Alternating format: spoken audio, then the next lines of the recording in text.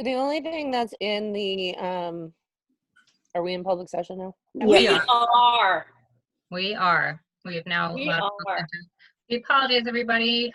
We were figuring out a kind of a process item that we needed to make sure we had an order. And there's always something new to figure out. So we appreciate your patience and apologize for being a little late, but it's important that we make sure that we get that kind of stuff right. So we are going to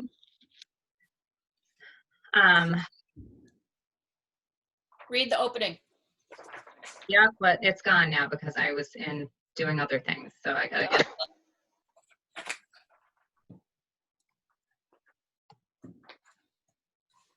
Got it? 'Cause otherwise I can read it.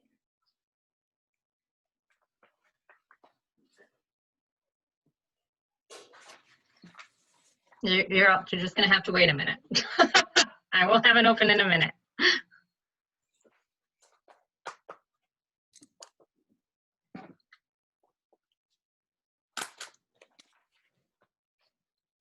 All right, I'll read it from here and then I'll open it.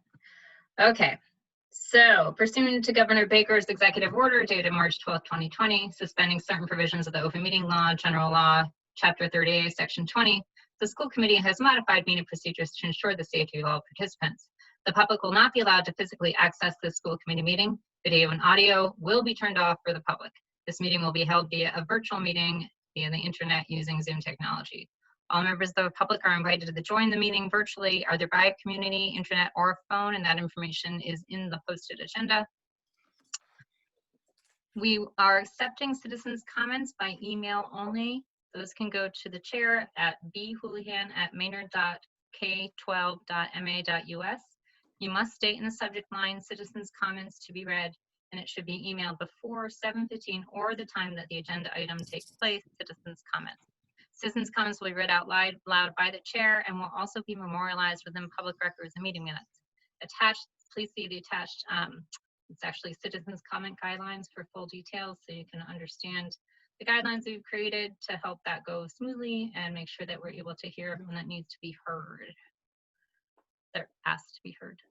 So we also want to notify you that this meeting is being recorded, and if anyone else is recording the meeting themselves, then we would ask that you send an email to let me know. I don't think there's any other way you could do that. And I think that's about it for that. So we are going to open our meeting by roll call vote. So let's open the meeting with Mary Branley. Yes. Mara Hogan. Yes. Natasha Rivera. Yes. And, oh, sorry, Lydia's over there. Lydia Clancy. Yes. And Bethlen Hooligan. Yes. Okay, thank you, everybody. All right, so the first thing that we need to cover is approval of prior meeting minutes. And Colleen managed to get us two sets of minutes that we could review. So I don't know if there are any changes that you have, but we could, without objection, approve those minutes and move into the next item. I had minor edits, but I think Colleen has seen them. I also had one edit that she has seen, so. And same thing, I had an edit that was more, it was about a vote, so it was not minor. So, but she edited. Oh, it wasn't minor, huh? It was not grammatical. Okay, so with that in mind, are all those edits included in the versions that we are looking at right now then? I think, Colleen, you updated them, correct? I don't know when everyone looked at it though. That's For 422 or 429? I have not updated, but the comment is still there. So I will Is it in the morning. Sorry, is it the 422 or the 429 meeting minutes?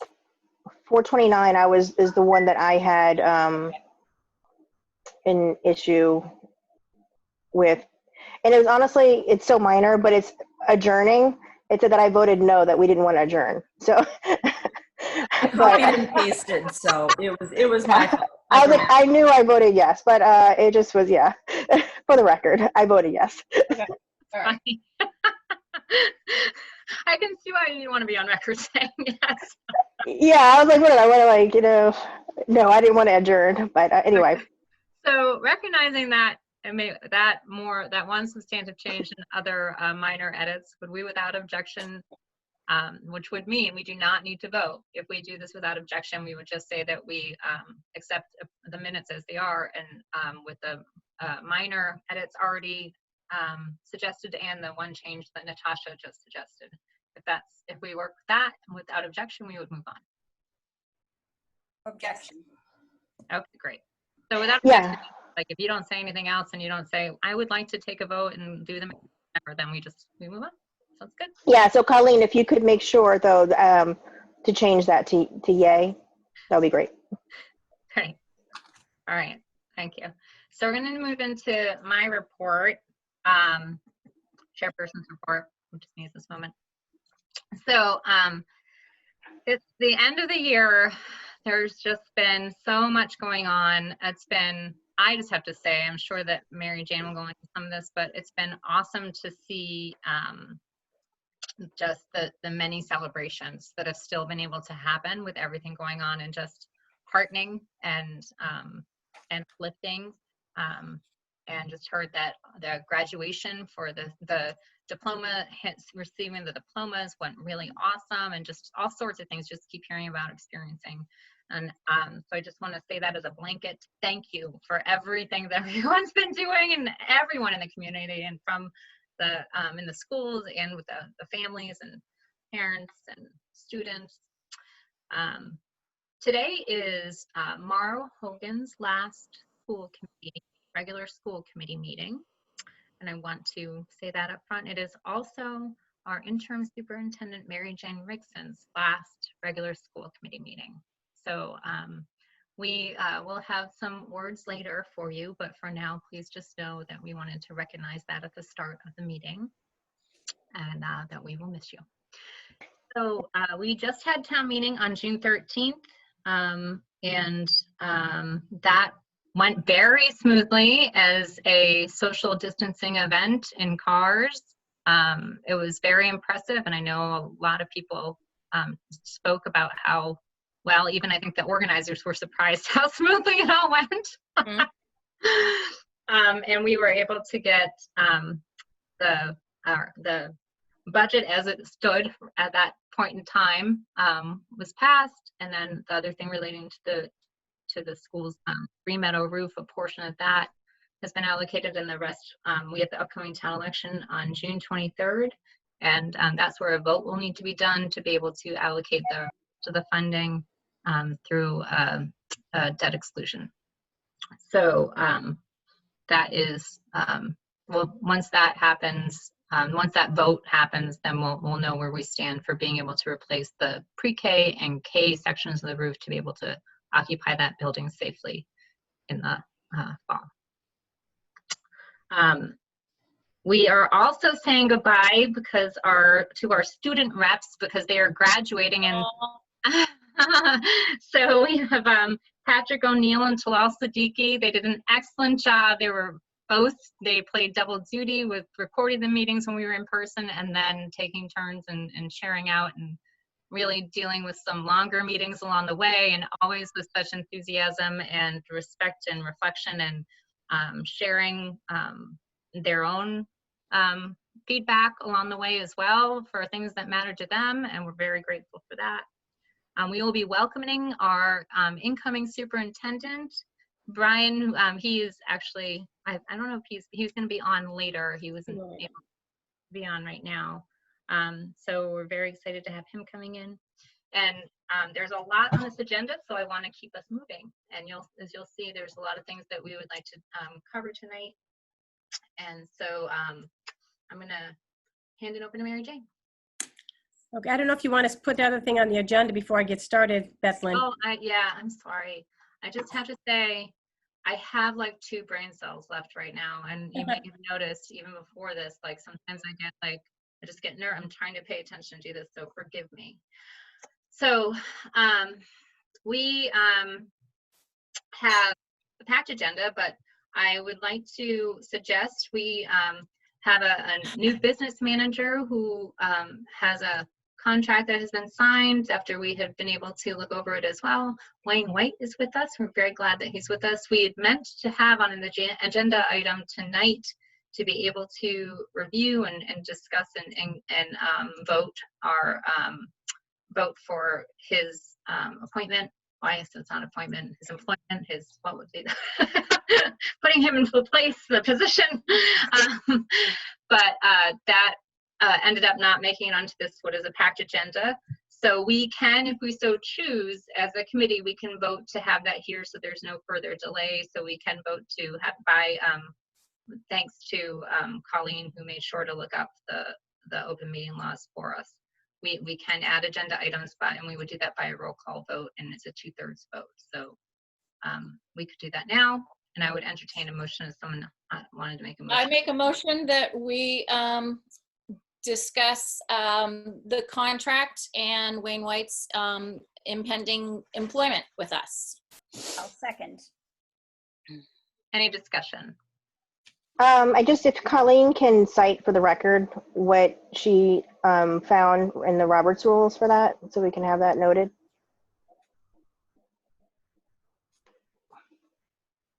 That school committee can add an agenda item at the beginning of a meeting by vote and second and majority 2/3 vote approval.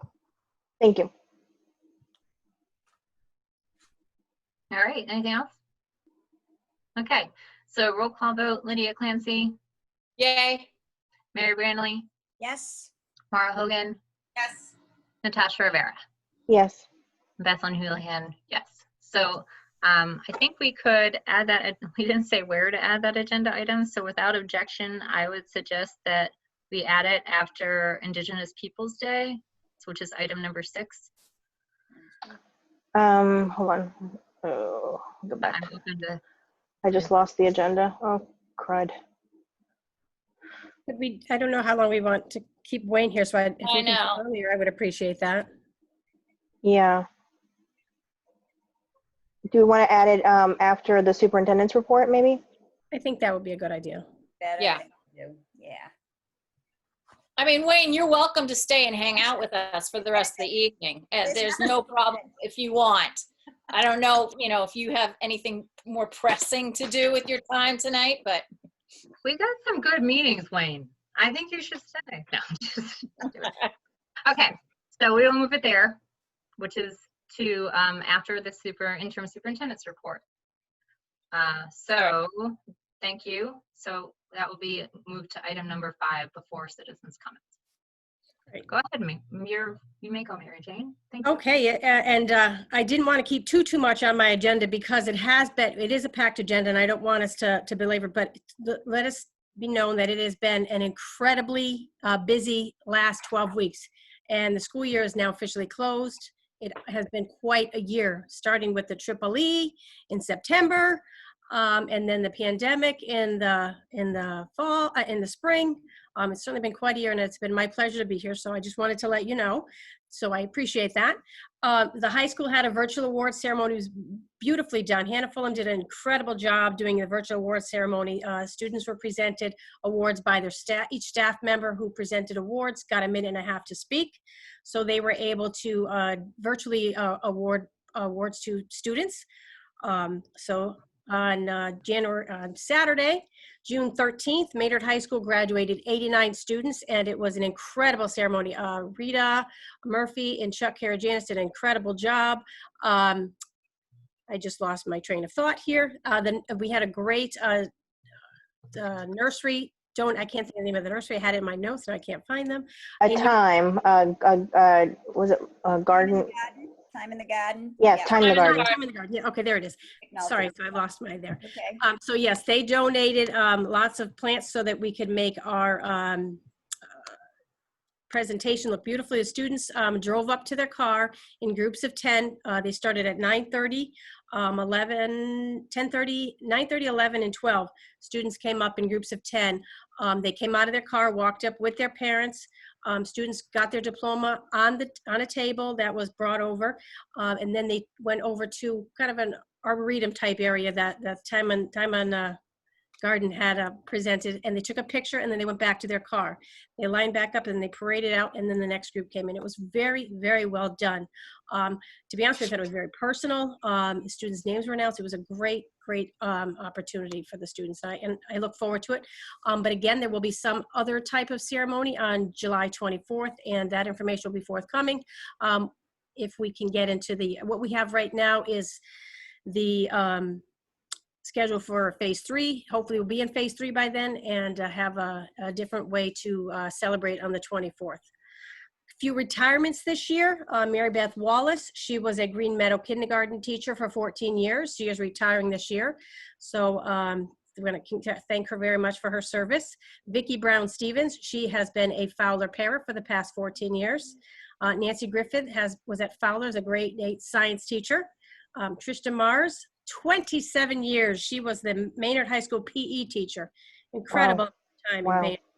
Yeah, and finally, Donna Danker. She was the Green Meadow principal for 10 years, and we want to thank every one of them for their service. Maynard is really going to miss them. I wish we had other ways to celebrate, but I can tell you that at each school, they had little virtual emails and little at faculty meetings they were recognized. It's not exactly the same, but we do appreciate them, and I just wanted to have a public acknowledgement of that as well.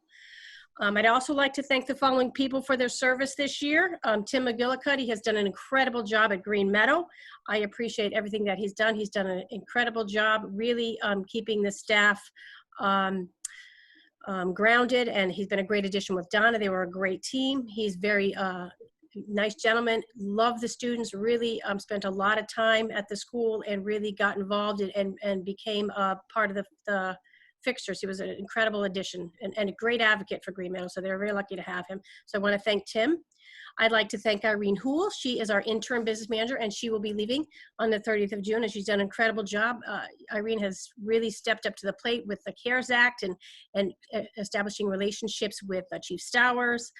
She's done a great job keeping us in line with our purchase orders. She has just been a great addition, and we will certainly miss her. She's done a great job. And again, I want to congratulate Mauro for her service. So we did have you did mention that earlier. So those are the few things that I wanted to talk about for that. End of the year, we had parades at Green Meadow on Monday, June 15th. That was a great day. Students and their parents got in the cars. They were led by Officer Ruggiero. And the students got to drive through Green Meadow. They lined up at Green Meadow and went all the way to Fowler. The teachers lined up along the sidewalk and they waved, they had signs. It was a great, great day. It was a great end of the year. I actually think that's a great tradition that people may want to continue. Lots of schools are doing this. Same thing happened on the 15th at Fowler.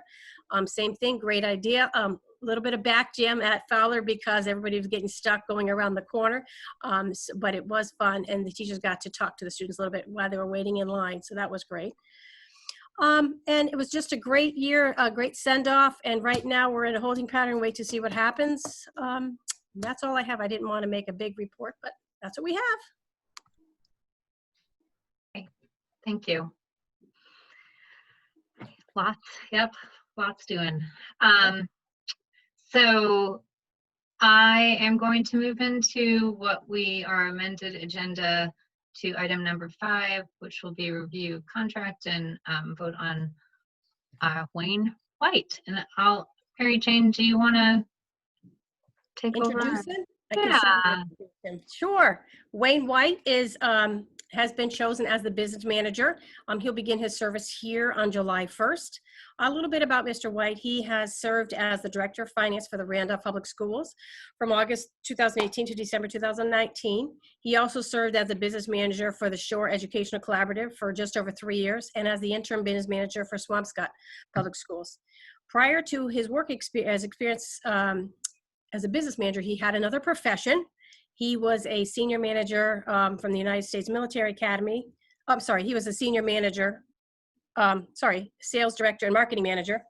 Mr. White has a Bachelor of Science in Engineering from the United States Military Academy and a Master's of Business Administration from West New England College. And welcome, Mr. White. Thank you. So, Mr. White, we appreciate your being here tonight. It is in the purview of the school committee as they've been.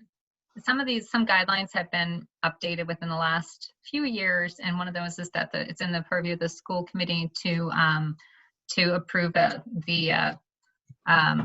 business manager. So, and related considerations from our purview around the contract. So that is why we need to be able to do this tonight. Anyone else add anything about that? I know Natasha is really good at making sure that we are interpreting and understanding policies. So I don't know if you'd have anything to add, Natasha. Oh, no, I think it's one, just doing our due diligence and also for the community to understand for a critical role as a business manager, hearing the recommendation of the superintendent really, I think it would be important for all of us to hear, and the credentials, all of that, and just getting to know Mr. White, and why Maynard would be great as well. Yeah. So does Mr. White want to tell us a little bit about himself, other than the great synopsis I just gave him, and tell us a little about yourself? Well, I know a good bit about Maynard. I lived in Acton, owned a home in Acton for almost 10 years. I was on the board of the Maynard Country Club before we sold it to the town of Maynard. Bill Ryan, who's the former superintendent of KB, is a golf buddy of mine. I just golfed with him again last Saturday, as a matter of fact. So I'm familiar with the area. Both my daughters are in education. My older daughter was a member of Case Collaborative, her first job out of college. My other daughter, I'm sure many of you have experienced this very circuitous route. She's a 9th grade math teacher in Brooklyn, but this was after a women's studies degree from Vanderbilt, a law degree from Rutgers, and then an education degree from St. John's. She has a lot of passions, right? I would take the straight line route, straight to education, but those of you who have kids, older kids, you know that that's not always a straight line. So it is what it is. Main thing is she's doing something she loves. She's happy. So it's great to be back in the area. Like I said, I know the area. I noticed a lot of construction going on. What is that? The south end of town there off of 27. Some things that I had went to look for were closed. But it's good to see that new area being constructed. I guess a market basket and some other things down there. So that's always good to see. Than that, I mean, were there any questions that anybody wanted to ask me? I used to garden a lot. Roses were my thing. That was my thing in my home in Acton was it would take me from like 8 in the morning till 2 every Saturday by the time I cut the grass and all the flowers and all that stuff and everything. But after a while, you have to decide where you want to spend your time. So that kind of shifted. Did anybody have any questions they wanted to ask? Well, I do want to say that when Brian and I interviewed him, he was very proud of his backyard, and he made that his background when we interviewed him. And I have to say, it was lovely. So he did do that. I was on the committee, the hiring committee, so I don't have any questions. I just want to know what your handicap is at Maynard Golf Course. Well, let's just say it's to the point now that I don't have to cheat. How about that? No, welcome. Thank you. I appreciate that. I have a question for you, Wayne. It's more about thinking about the way you budget and your mindset. How do you feel about zero-based budgeting? I hope nobody keys your car. My understanding that you start at ground zero, you make everybody legitimize everything.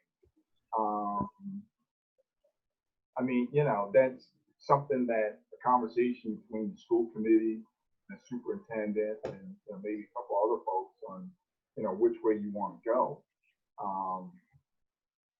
I mean, if that's the way you want to go, if you want to really if you feel that you have an accountant for everything that's in the budget, and you want to do that, and you want to, you know, when times are tight, make people justify everything that they want, you know, in their budget, that's probably the way to go. It's time consuming. Not to say you can't do it, but you know, if that's the direction that everybody wants to go, then that's what we do. Yeah, thank you. I do have a question. Have you met Mike Guzzo yet, the town accountant? No, that was, I talked to Brian that once we kind of got the contract thing out of the way, that he would be one of my first phone calls. Yeah, he's very eager to meet you and begin working with you on closing out the budget for our FY 19 to 20. Right. 2021. No, FY this year, closing out this year. 20. You know, I'm Right. eager Funny. to get with him, but you know, out of respect of you guys busy doing a lot of other things, and we needed to get the paperwork taken care of. Brian charged his desk, and I agreed that, you know, we kind of wait. And unless someone has an issue, Mary Jane or Brian or someone, you know, I said that, you know, that's what I wanted to do. If that's okay. Yeah. Oh, We can, I know you came in the other, the day before yesterday, so, you know, we'll be happy to see what we can do to accommodate you. We definitely want you to, you're gonna be hitting the ground running, so whatever we can do. Yeah, whatever makes the transition, I think, a little bit easier with all the different transition pieces that we're thinking about. Be helpful.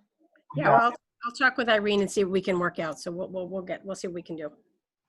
Yeah, I mean, you know, it'd be nice if the money was there, but as I stated in my interview, because I think it's that important, if I have to come in even on my own nickel, because I want to get as much information as I can so I can hit the ground running. I think it's that important that, you know, I spend time with the people in the office and meet with the town accountant. I haven't even met with Brian officially yet. So I'll talk about his goals and where he wants to go. So I've got a lot of work to do. So did anyone have anything else that they wanted to check in on in relation to, you know, we were able to take a look at the contract before it was offered to consider. And that happens, just so people are aware, in executive session.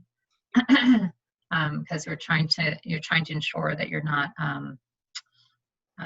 it's sensitive information. You don't want to disrupt potential negotiations in contract. That's just the standard of how they do things in relation to contracts before they're reviewed.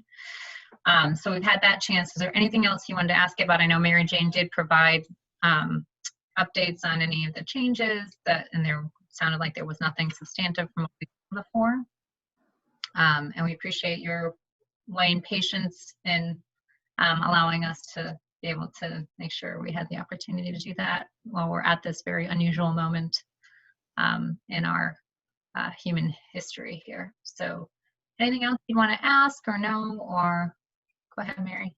I just wanted to ask if when Wayne's going to be getting an email, so that, like, for instance, I'd love to, you know, Yeah. coffee with him, or other people would too. So if we could get that set up, that would be great. Coffee with Wayne. Did you hear that, Wayne? I guess I shouldn't be so presumptuous. I may not be here July 1st. Well, I think also some people might not like to leave yet. Right. Might be like remote coffee with Wayne, potentially. Yeah, I will. We'll get him on that. That'd be great. Okay.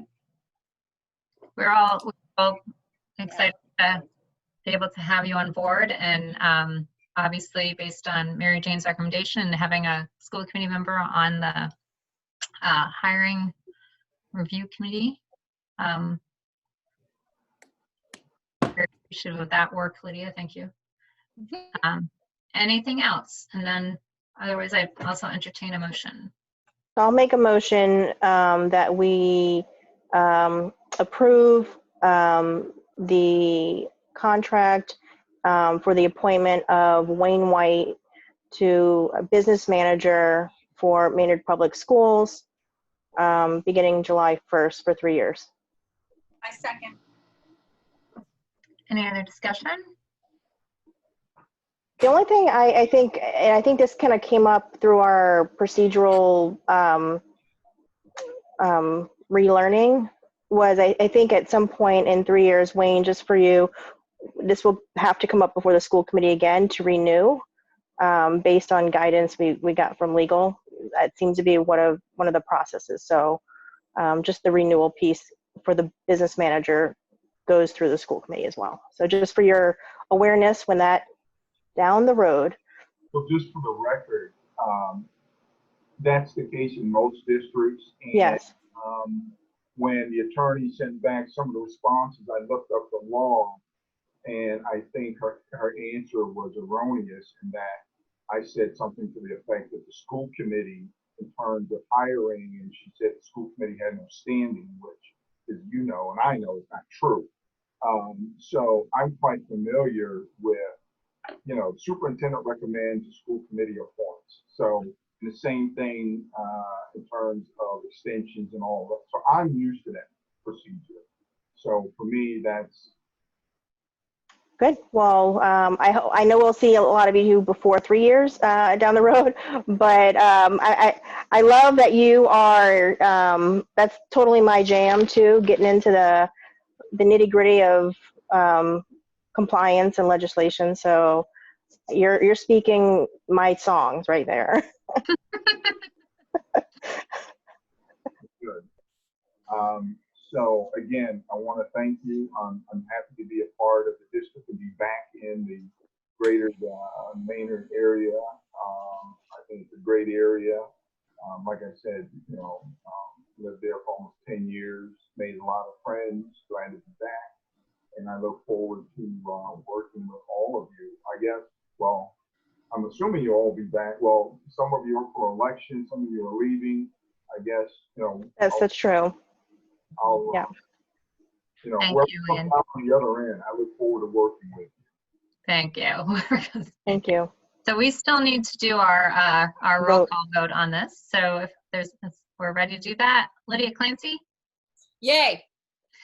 Mary Branley, Yes. Mara Hogan, Yes. Natasha Rivera, Yes. and Bethany Lehan. Yes, welcome. Welcome aboard. Welcome to Maynard. All right, So very good. I guess this is where I did my adieu and bow out. Yes, you may. Bye, Wayne. Have a good evening. So we also appreciate everyone who awaited us doing that so that we could make sure that he's in order.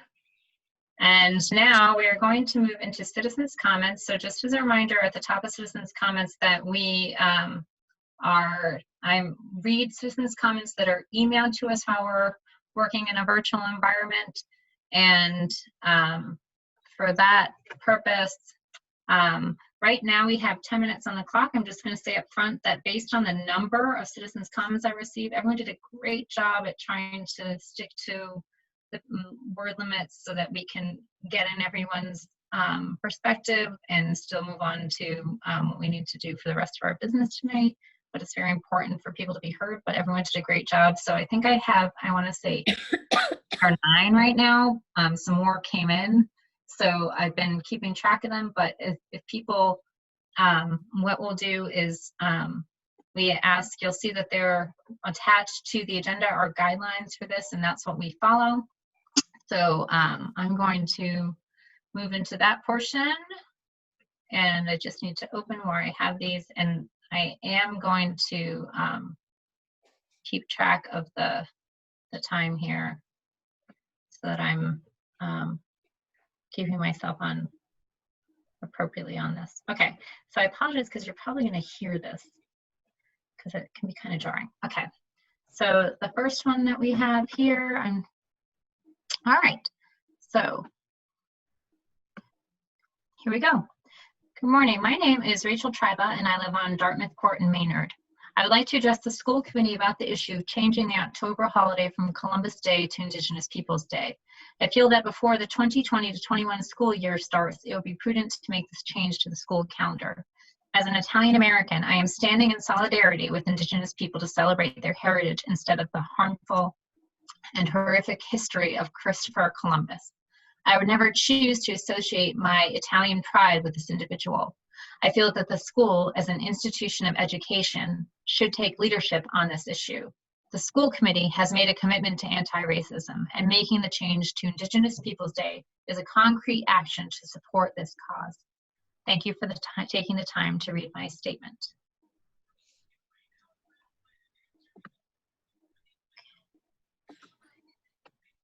And next, to the members of the Maynard School Committee. This is from Karen Ross. She didn't provide her, oh, 2 Country Lanes, there it is. Thank you, Karen. I'm writing to emphatically express my support for changing the name of the October school holiday to Indigenous Peoples Day. For centuries, this country has functioned to make invisible the narratives of Black, Indigenous, and other peoples of color. In addition to discriminating against them in all manners of social policy, Black, Indigenous, and other people of color students have grown up learning a version of history that leaves out their role models and their cultural heritage, and in doing so reinforces the notion that their history is less valuable than that of others. At the same time, the narratives and the symbols students are exposed to honor and glorify people and events that resulted in the harm and death of their ancestors and family members. For these reasons, I believe it is important for the Maynard School District to make this change and to do so as soon as possible, in line with the administration's recently reaffirmed commitment to anti-racism, per the message sent to families on June 4th, 2020, which stated, quote, "We wish to affirm our commitment to do our part to ensure that all students and families in Maynard are seen, heard, and respected," end quote. Making this change is a first step towards honoring and respecting Indigenous people in our community and towards ending the perpetuation of narratives that render invisible the original inhabitants of this land. Not addressing this issue actively causes harm to Indigenous students and families in Maynard. That part was bolded, so I read it a little differently. And is a step the school committee can actively take now. Rather than waiting for the town to address it, the school committee can take action that sets an example for our town to make changes. This will demonstrate the school administration's commitment and show that its promises are not empty words. Thank you for considering this. Sincerely, Karen Ross.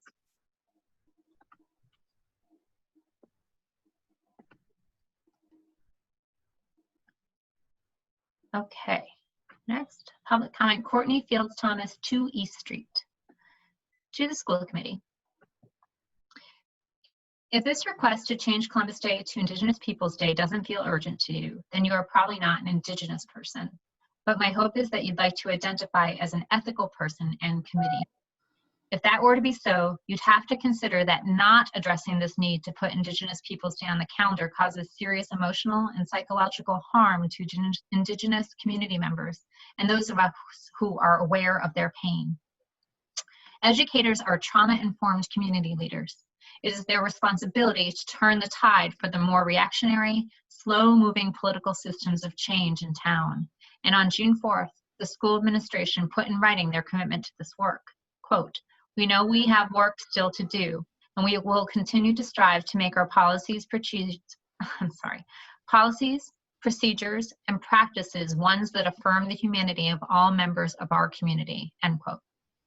It is time for the school committee to follow through on their word and change Columbus Day to Indigenous Peoples Day.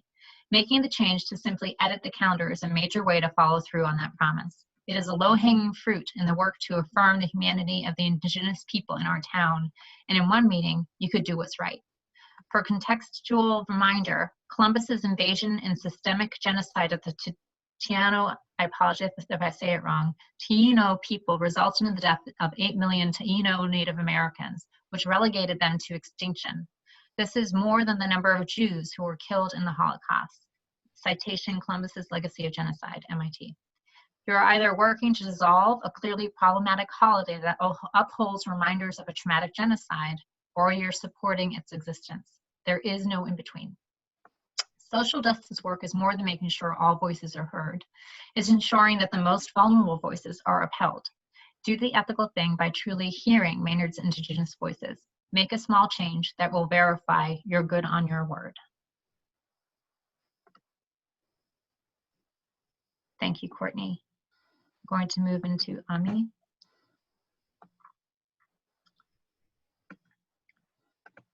Okay. Dear Maynard School Committee, I am speaking up today on behalf of my ancestors, my Wimpanoag family, the tribe of which I am a member. I am speaking up today as a teacher in the Maynard Public Schools.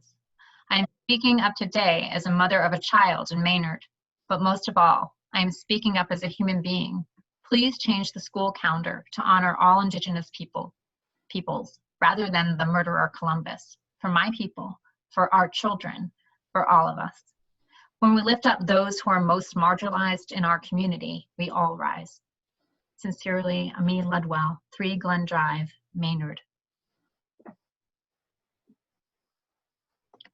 Thank you, Ami.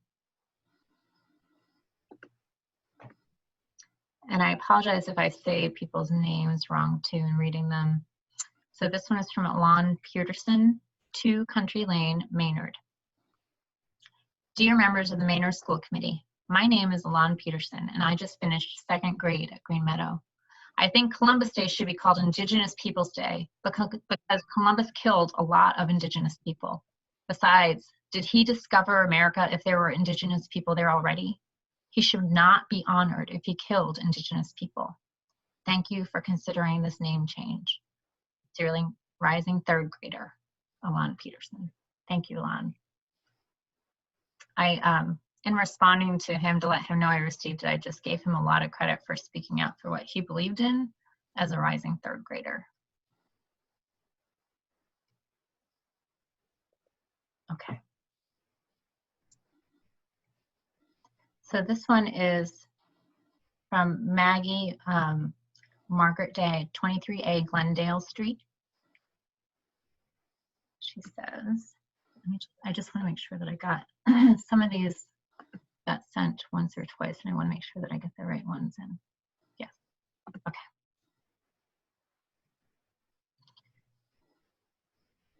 Dear Maynard School Committee, I'm writing today to ask that the October holiday be changed from Columbus Day to Indigenous Peoples Day.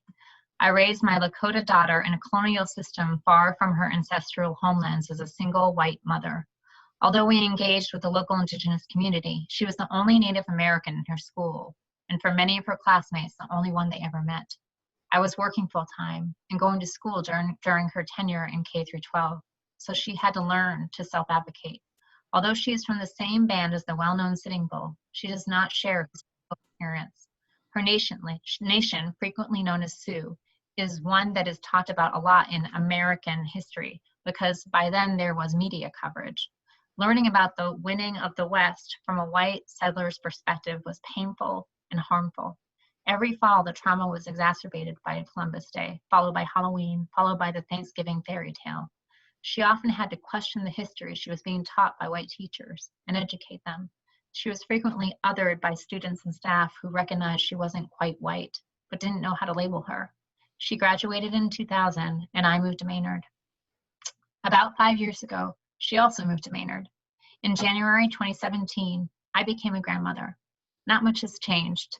As we go for walks around town, we have been assaulted with storefront decorations of inauthentic Indian displays, Indian costumes for Halloween, and continued invisibility of the Indigenous history of this town.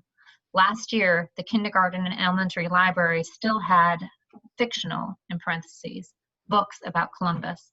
The middle school had lessons about the Thanksgiving myth, in addition to the settler version of westward expansion. Changing this holiday is the first step in reducing harm to my grandson when he starts school. I look forward to engaging with the schools and implementing changes to the curriculum that allow students to learn the complex story of this land that was, quote, built on stolen land by people who were stolen from their land, end quote. Thanks, Maggie.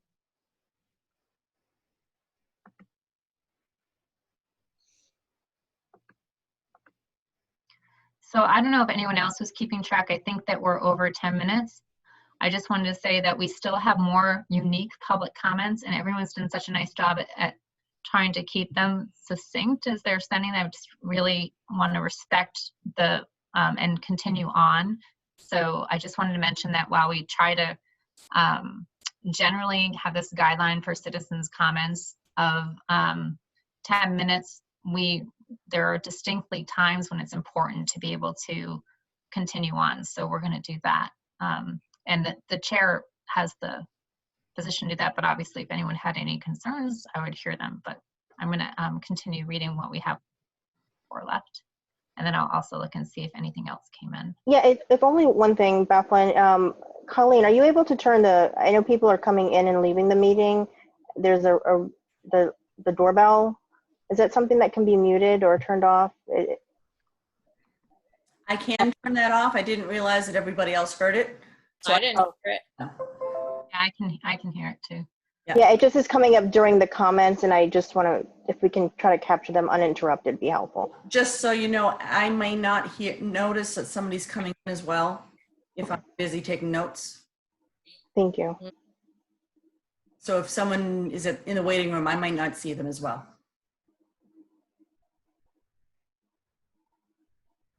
Yeah.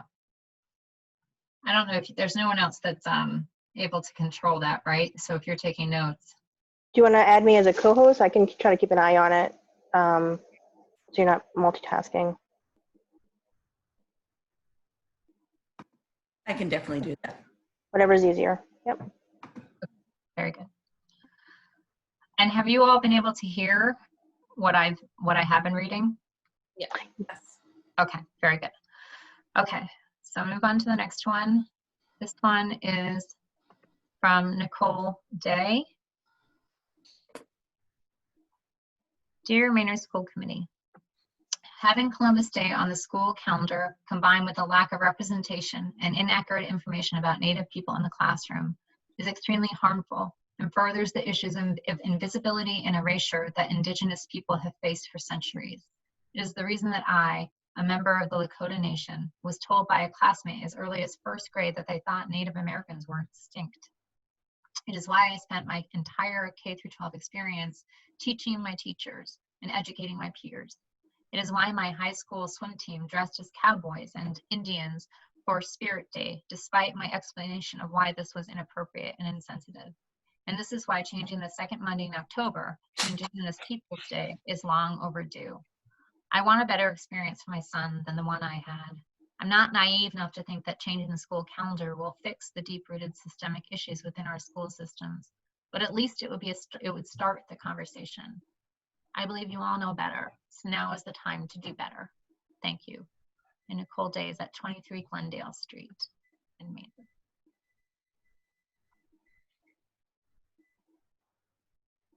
All right. And Megan. Hello all, I'm writing to voice my support for Maynard Public Schools. This is Megan Kortler. I'm writing to voice my support for Maynard Public Schools to change the school calendar and replace the Columbus Day holiday with Indigenous Peoples Day. I hope you've gotten lots of emails that contain the many reasons why this is the right course of action. If you're still looking for specifics, I'm happy to supply them, but in the spirit of brief emails, I thought I would just share my personal experience and opinion. This fall, I took it upon myself to essentially reteach what my daughters were learning about Columbus Day at Green Meadow. What a strange and unnecessary situation to be in.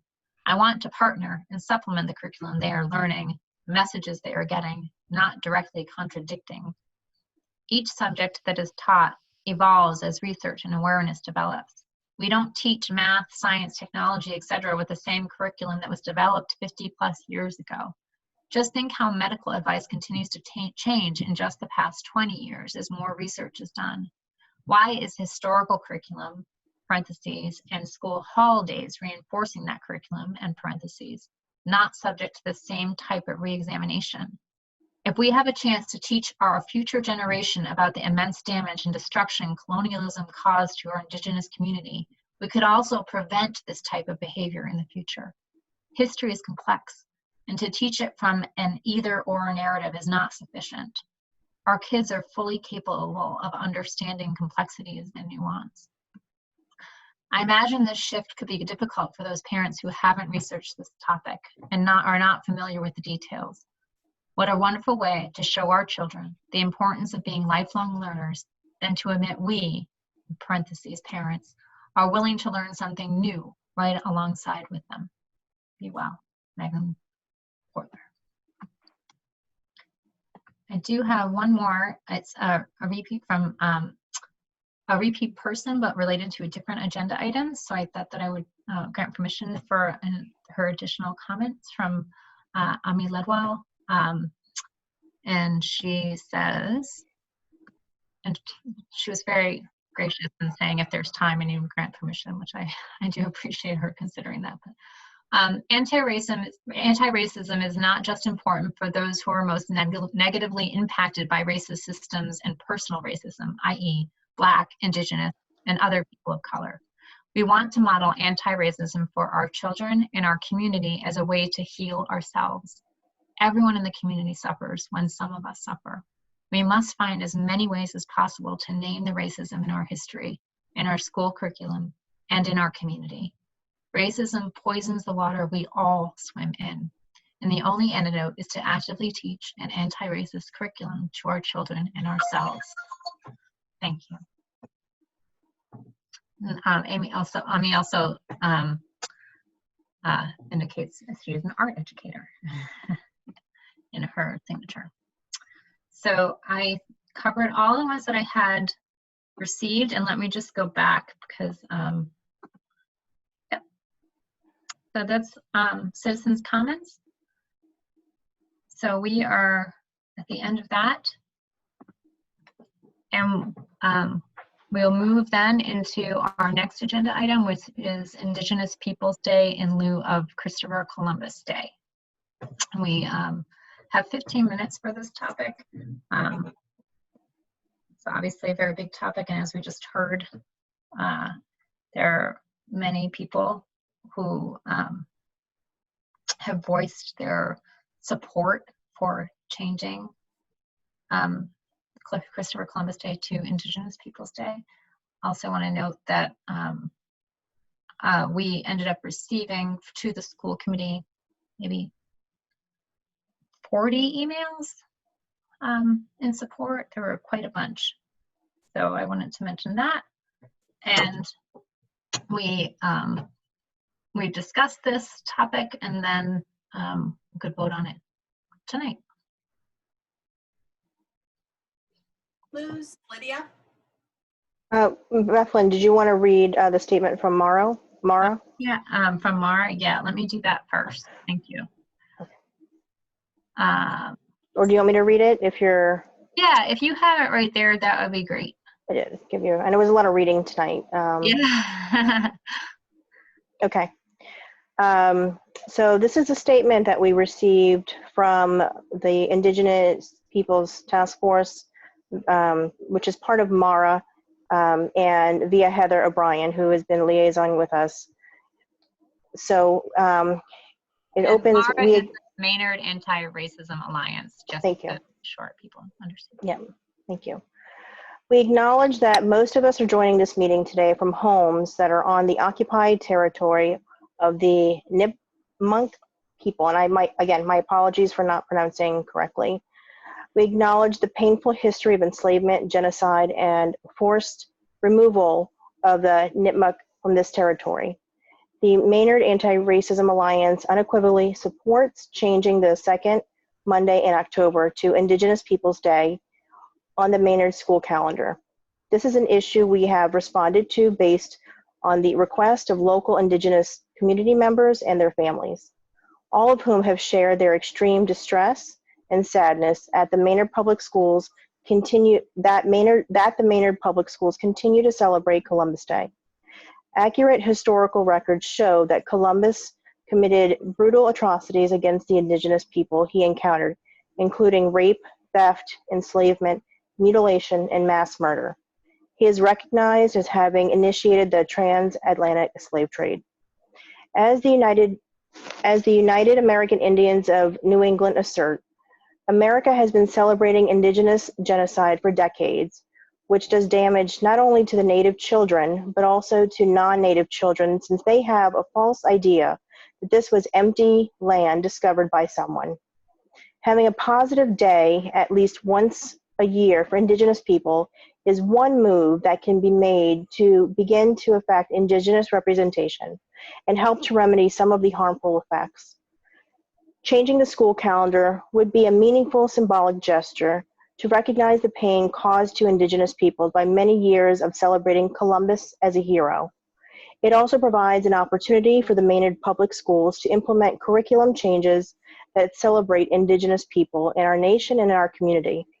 It provides an opportunity to reduce the harm to Indigenous children in our community and to teach the truth to all children. We acknowledge that not everyone in our community supports this change. Change can be hard and uncomfortable.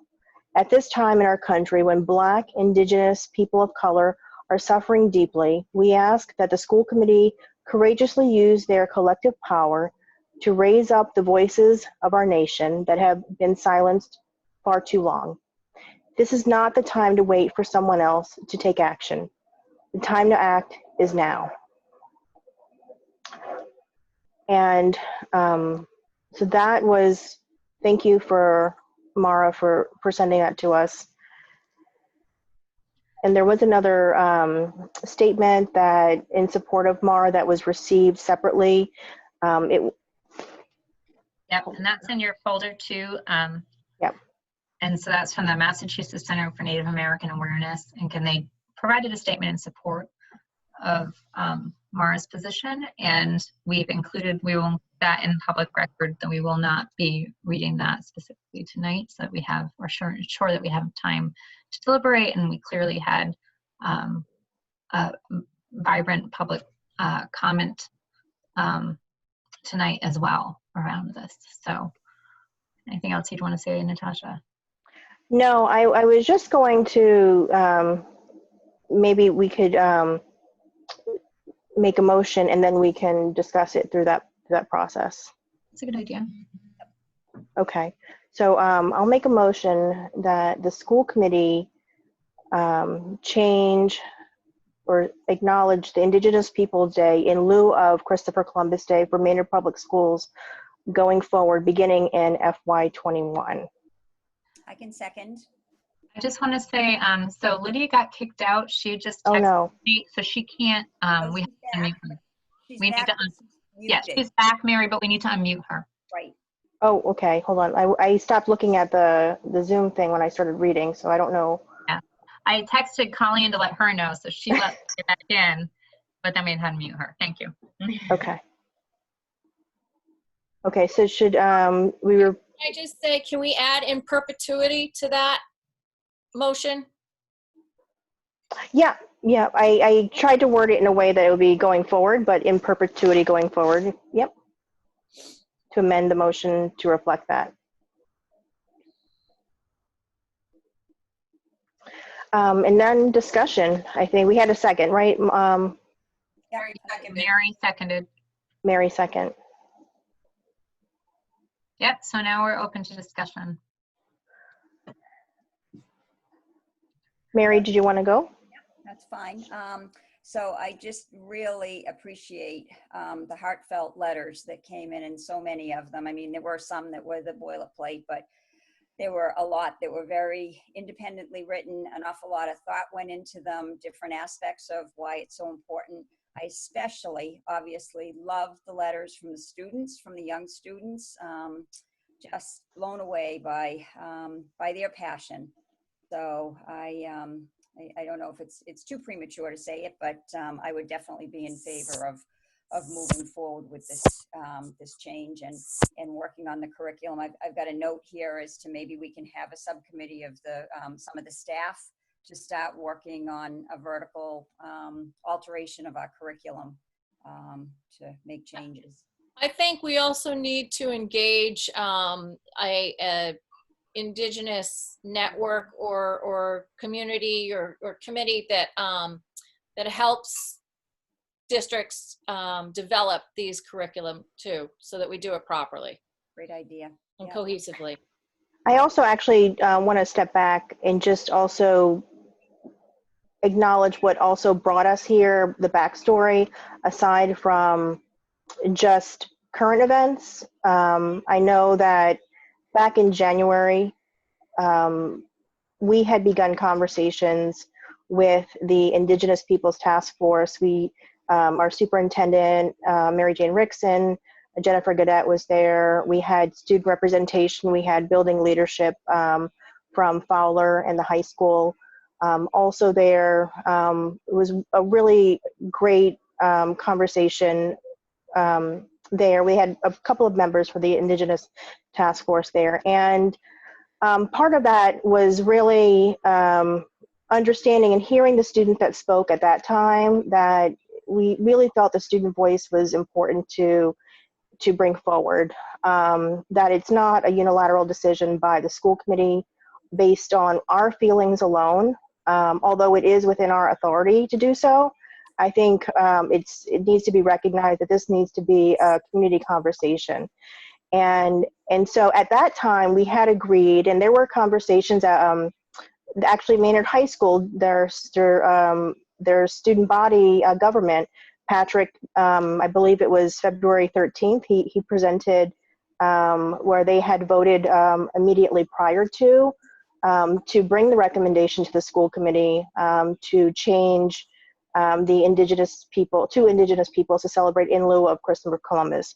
So that was one aspect that was really great to hear, that conversation. And I think the vote was 16 in favor, maybe like 3 or 4 not. So it was a really strong voice that was carried forward there. And then the other aspect was the principals at Fowler and the high school were going to be working with the students about having a presentation of some sort, possibly at the April 2nd meeting. And that's where middle of March things kind of shifted for everybody. So it was disheartening that our path forward kind of had to deviate, and our focus had to momentarily shift. But I want to recognize the work that was already starting to happen by folks. And also, and I know Jennifer talked a lot about some of the professional development that was also happening with teachers, because I think that's also really important, right? We want our staff to feel comfortable in what they're speaking to, so that there's not any unintended consequences or harm that can be brought to persons of color in how information is being shared. It's some of this, for our community is predominantly white, can be very tough to understand. You're not speaking from a position of experience in many ways. And so I think we need to, recognize that. And I think it's important that we have that professional development, which has already, begun in many ways. And obviously we continue to reinforce that. But then our world changed, and I don't want to, monopolize the time, but I think that, Bethlyn, I know you highlighted that in your response to people, which really kind of accelerated the urgency of this matter. Aside from just trying to wait till we can get students back together to address it, it became more of like, we need to shift our plan in essence to do differently, but not wait. And so that's kind of where I want to just kind of bring us a little bit full circle from where we started and where we are now. Thank you, Natasha, for that background. I want to make sure, I don't know, Mauro, if there's anything that you'd like to say. Yeah, I wanted to thank everybody for sending emails about this. It was really, I think it was really touching to hear the different viewpoints. And as Mary said, I also really appreciated the students that sent emails too. So a couple things is, for me, I'm concerned about the curriculum and how this is going to be brought in, I want to make sure that we're also not losing the whole story. that we're not just bringing in, the information about the Indigenous people, but the whole story about how we got here, I think is very important to not lose that. And then I also would really encourage the people that sent emails to us to also send them to the state, to have it statewide, and even countrywide. That if we're going to do this, I really feel like we need to do it bigger. This is a great start, but we really need to also be doing more statewide. So, thank you. Was there, Lydia, I don't know if you got to finish what you wanted to say. Natasha, it looks like you want to say something else as well, but Did I start saying something? I don't know if you did get to, so I wanted to make sure that you had that space. No.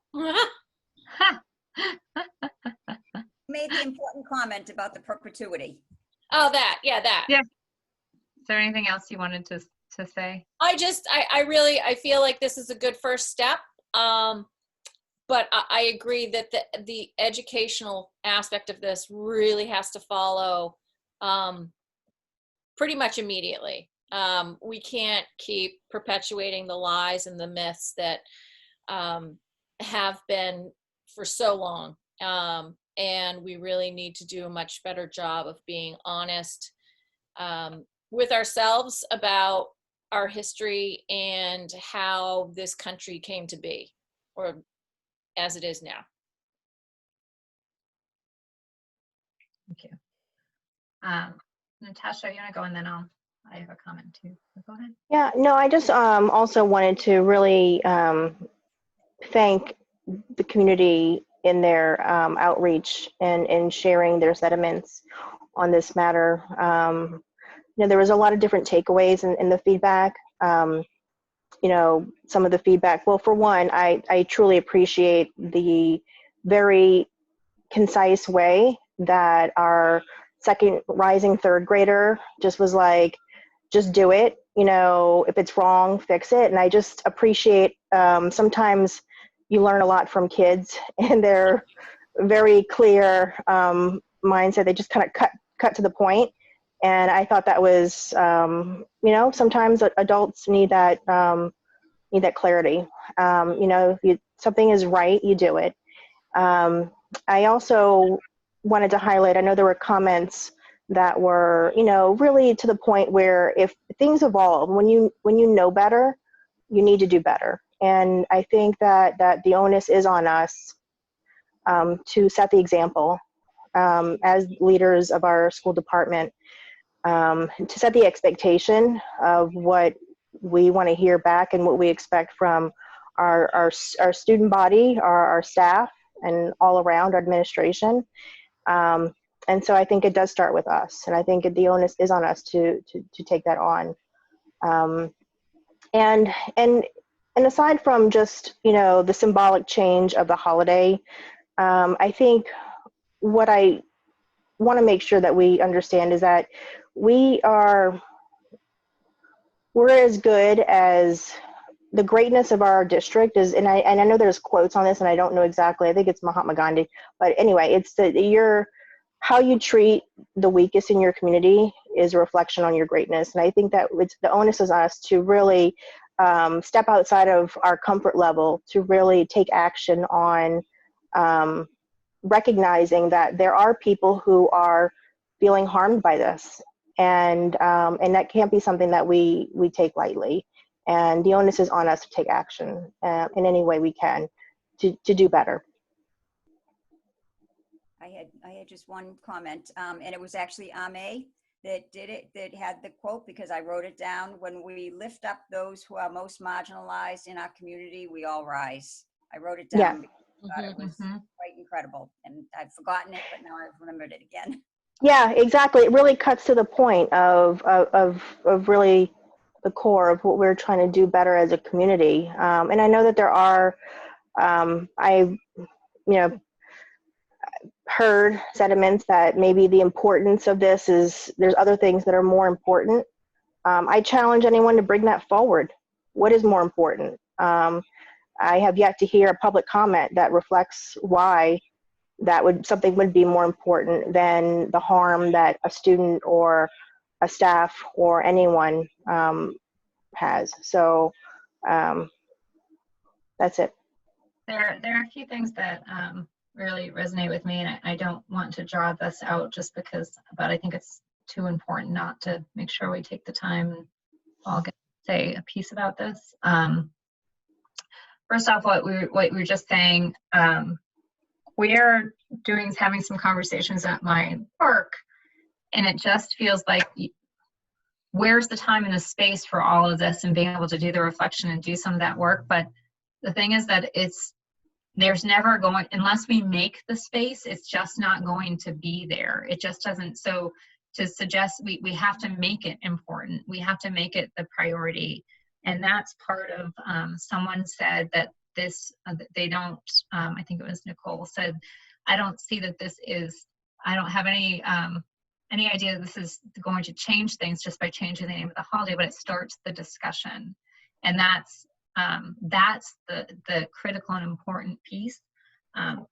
This is kind of, so we were looking the other day at world population and consideration at the time of COVID, and what percentage of people were getting it, and what percentage of that was the whole world.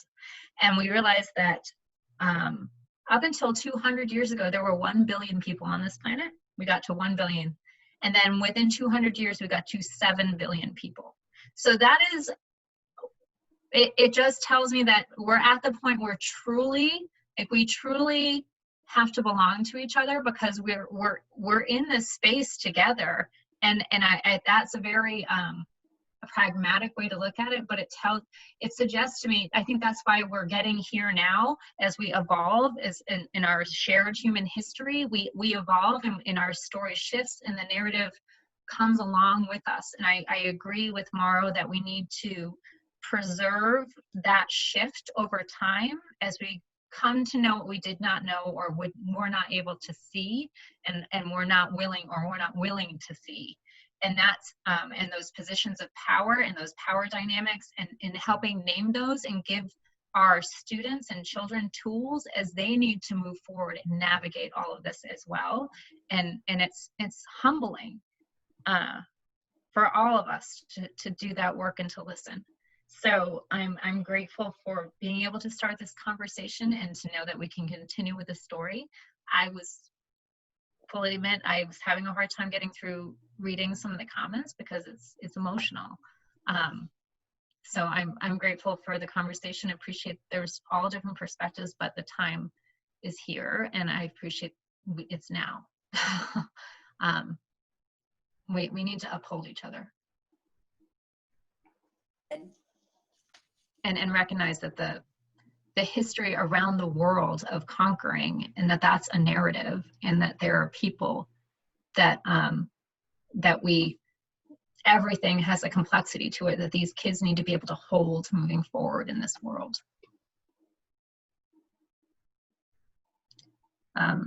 So I'd like to see if anyone else has anything else they'd like to say. And there's a motion on the table. So Roll call vote? Yeah. Let me take this by roll call vote. So Mary Branley, Yes. Mauro Hogan, Yes. Natasha Rivera, Yes. Lydia Clancy, Yay. Bethlen Houlihan, absolutely yes. All right, thank you. That passes 5-0. And along with that, in the conversation, we'll be looking at curriculum and what comes next with that as well. So we thank you. Thank you to the community. Thank you to everyone here. And I just want to thank all of you also, the board, because I know that this has been a lot of conversations back and forth, and so thank you. You're welcome. It was a learning experience, I'll tell you. done a lot of reading up. There's a lot, I mean, I think that when you come from a different place, you're not the experience. I think it's the whole, we need to educate ourselves if we're expecting that from others. So I appreciate hearing, Mary, there's a lot of reading out there, and I appreciate Mara, all the information that they've shared to help us and guide our conversations. It's been a great collaboration, and I look forward to further conversations along that as well. And when we were talking about this at work, and like one of the hardest things is like, what do we do?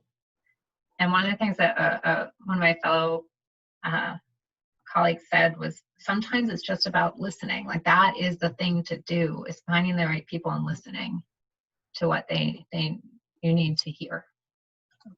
Stop centering yourself in the conversation. All right, so thank you. I think we're going to now move on. This has been very important. And next on our list is the additional calendar reviews. Since we're on the calendar, I don't know if Colleen, if you want to explain, she put in our folder the information that we need for this. I think there's a little cheat sheet of explanation of calendar items. And since we're on this, we need to be changing the Columbus Day. Yep. It's on there.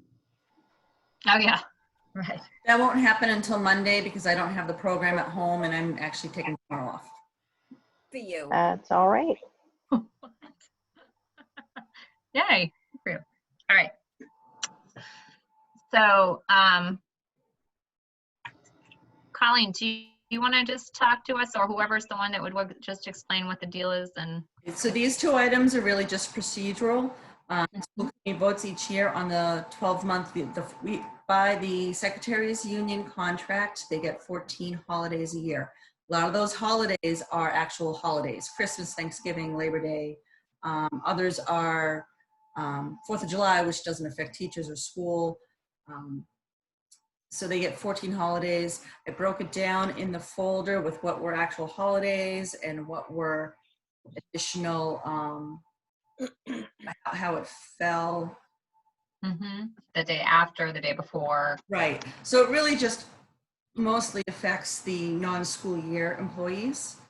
We have to have this set up since we have to get the payroll calendar set now for July 1st. It's usually done earlier in the year. And it's just procedural. So there are 10 actual holidays during the work week, 3 days before the holidays, which is July 3rd, November 25th, December 24th, and the day after Thanksgiving. Those were our suggestions when Jeannie looked at the calendar and what we normally follow suit. So are we deliberating on 7B? Or is that?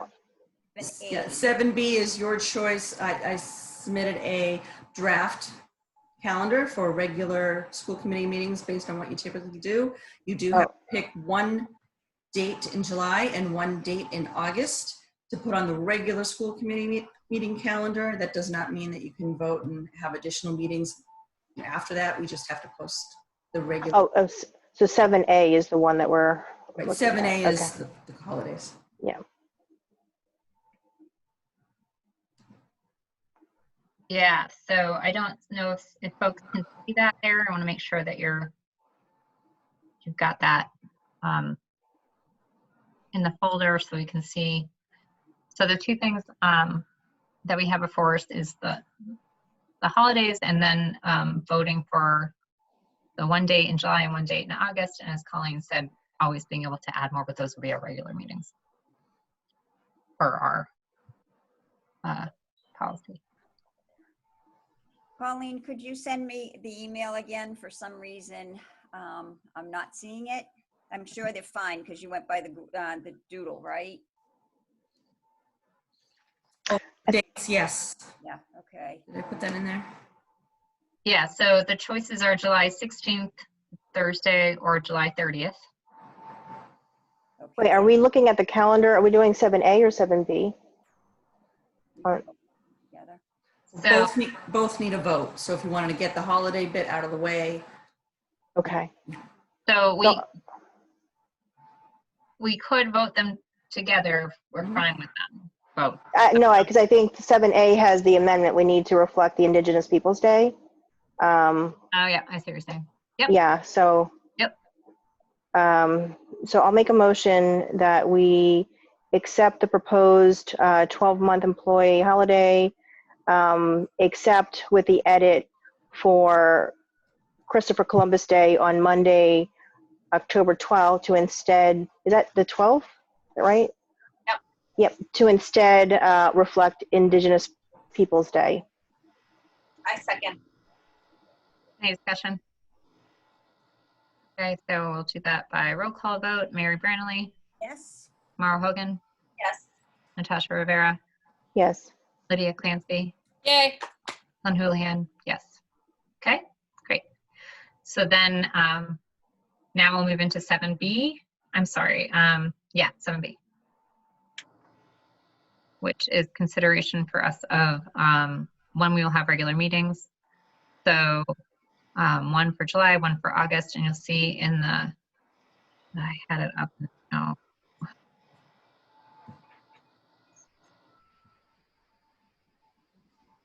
Well, I mean, I think we do need to meet before the 9th. Again, I'm hopeful that we can have a finalized MOA that we can vote on, because I know the Board of Selectmen are meeting, I believe, July 7th. So then we can potentially post for that job for the director. So we can do that separately from setting our regular meeting. So just people could be aware that we're likely also we'll need to have another meeting. Yeah, and Colleen, you're not available, right, on the 9th, is that right? preferably on the 9th. It's my 25th wedding anniversary, so I'd rather. Yeah. Aw, I'm sorry. So I have a question. Is there, can we do another day in between there that maybe, because I know Brian's not available on the 2nd, but maybe we set that first meeting a different day? I think he's not available most of that week.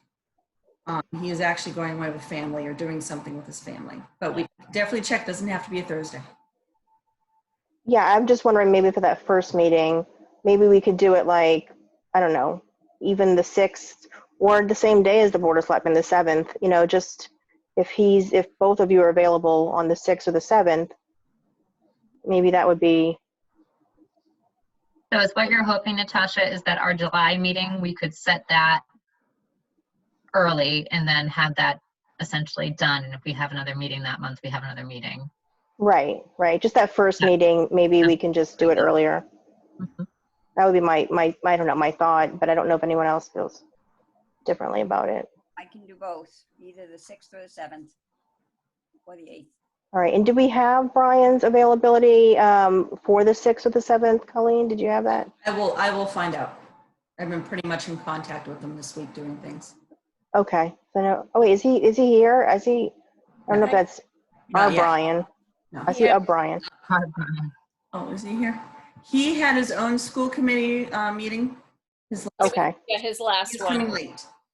Okay. Well, it is later. I just saw a Brian there, so I didn't know if it was, again, which Brian. So if the 6th or the 7th would work for others, we kind of pick those as a contingency and then a second, like one of those. And then if not that, then what's the other one? So we get it all done now. You know what I'm saying? Yeah, let's do the 7th. Let's try, because I know the 6th is a Monday, so maybe after the holiday weekend, people might want to have the Monday off. So maybe we try for the 7th first, and then, Yeah, I'm just looking at my work calendar just to make. yeah, I probably should look at my other calendar too. Sorry, there's a mosquito in this room. Okay, let me just take a look and then. I mean, it is also the same day as the Board of Selectmen, so on the 7th, that's the only other thing that maybe the 6th would be better.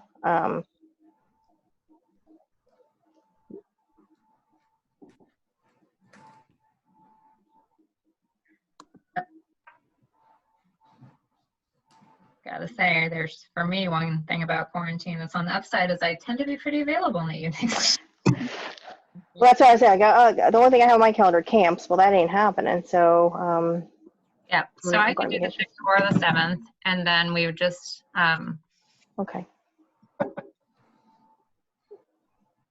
And then do we want to stay the other days? So, because it doesn't look like July, there would be another day, and I think we need to add some. Because I know we have that proposed meeting with the tri-board on the 14th, right, Bethlyn? yep, I gotta check in with them and see about that. That's tomorrow's task. That's homework, yeah. So that might be on the 14th. So I think meeting the week before, earlier on, probably is also helpful. Yep.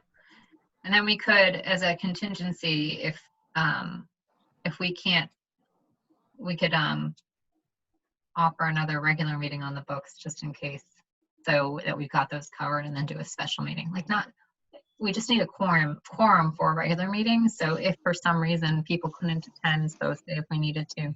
So we're trying to set this meeting that we're not clear on Brian's availability for the 6th. Yeah, and honestly, we don't need a vote on this. I have to say, it's just scheduling, right? I think that We've already voted on didn't we vote on a proposed one a while ago? So we're just basically amending that. No, the meeting calendar was not voted on yet for next year, and it's in your bylaws that you have one meeting in July and one meeting in August. yeah. Okay, So I think all we right. have to cut those in the calendar and then vote the calendar as a whole. Okay. So what I would suggest we do is just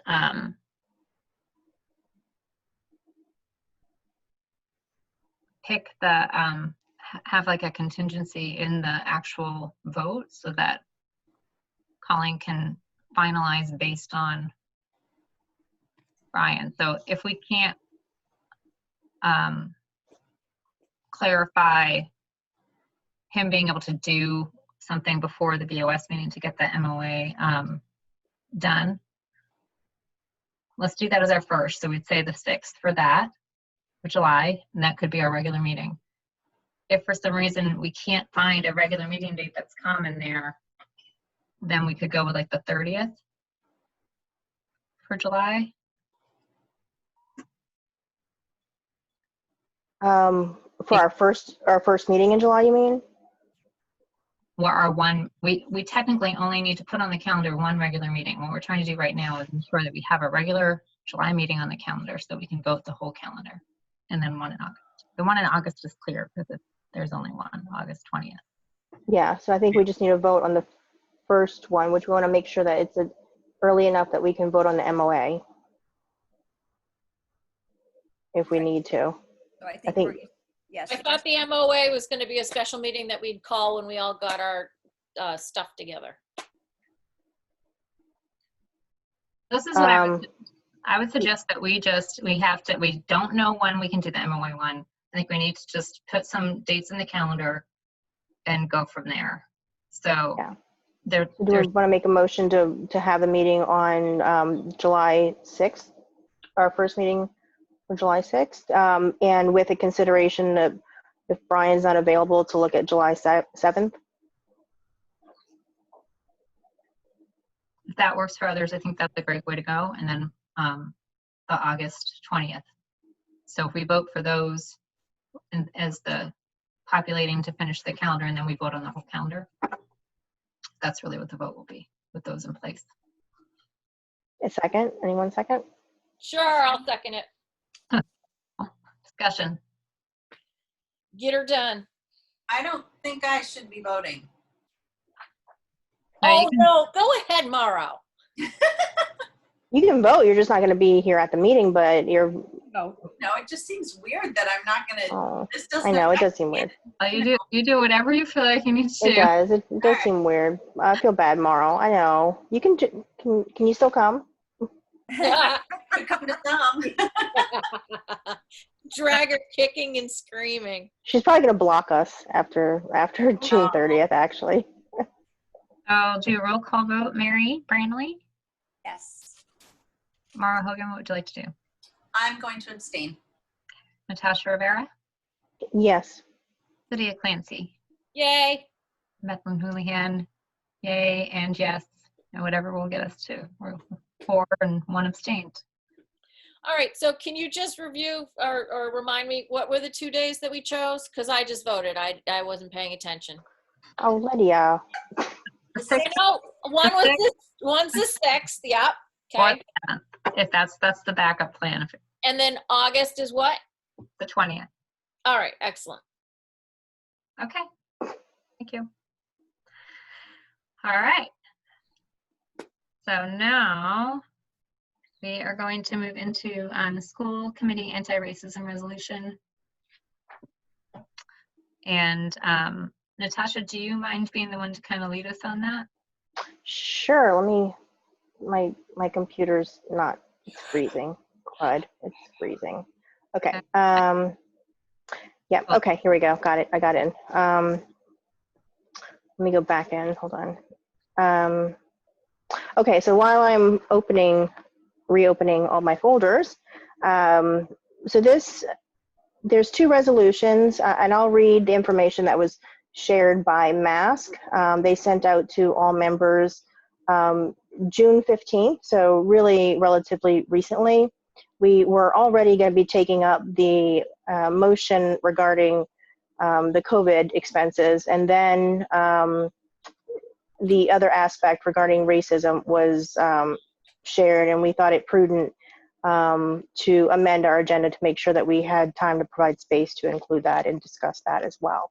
It seemed very timely to our discussions and important to discuss. And okay, so the MASC alert that was June 15th. It says the MASC Board of Directors has recommended that the attached resolutions be forwarded to our resolution committee for consideration for the entire MASC membership. The resolution addresses A, funding for the expenses related to COVID-19, including supplies and equipment needed to help schools reopen safely, that originated from our CT, Connecticut Valley School Committees, and B, the resolution in response to issues of racism, equality, and diversity that have moved to center stage as the result of events across our country during these past few weeks, as developed by Denise Hurst, MASC Vice President and former Chair of Minority Caucus, and Jake Oliveira, MASC Past President and members of the Director. Because of the timeliness, because of the urgency and timeliness of both matters, we're encouraging districts to consider them locally and respond by forwarding them to Governor Baker, Education Secretary, our state representatives, and State Senate Karen Spilka, and House Speaker Robert DeLeo. So we hope you provide more information on the 2020 Mass Delegate Assembly, which will consider these and other important policy. In the meantime, we offer them to your school committee for consideration at this time. So the first one, I think, was the race, and I provided a draft for each already for our folder. I'll read the draft resolution, Maynard School Committee Anti-Racism Resolution. This will be addressed to Massachusetts Governor Charlie Baker, Massachusetts Secretary of Education James Pazer, Massachusetts Commissioner of Education Jeffrey Riley, Massachusetts Senate President Karen Spilka, Massachusetts House Speaker Robert DeLeo. It will be CC'd to our State Senate Representative Jamie Eldridge, Kate Hogan, State Senator Jamie Eldridge, State Representative Kate Hogan, our Town Administrator Greg Johnson, and our Select Board Chair Krista Silva. Whereas, as schools have the responsibility to equip students with their civil rights of obtaining a free and appropriate public education, it is the responsibility of each school to ensure we create a welcoming community for all students.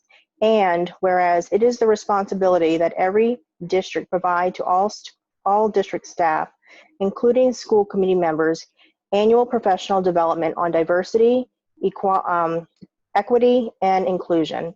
And whereas every district will commit to recruiting and retaining a diverse and culturally responsive teaching workforce. And whereas every district will examine their policies for institutional and systemic racialized practices and implement change with sustainable policies that are evidence-based. And whereas every district will incorporate into their curriculum the history of racial oppression and work by Black authors and works by Black authors and works from diverse perspectives. And whereas we as school district leaders can no longer remain silent to the issues of racism and hate that continue to plague our public and private institutions. Resolved that Maynard, this is where I probably needed to enter in Maynard here, that Maynard Public Schools and all school districts in the Commonwealth must guarantee that racist practices are eradicated and diversity, equity, and inclusion is embedded in practice for our students, families, faculty, and staff. We must ensure that our school culture and that every district, we must ensure our own school culture and that every district in the Commonwealth is anti-racist, that acknowledges that all lives cannot matter until Black lives matter. Respectfully, Maynard School Committee, Bethlen, and then everyone's name there.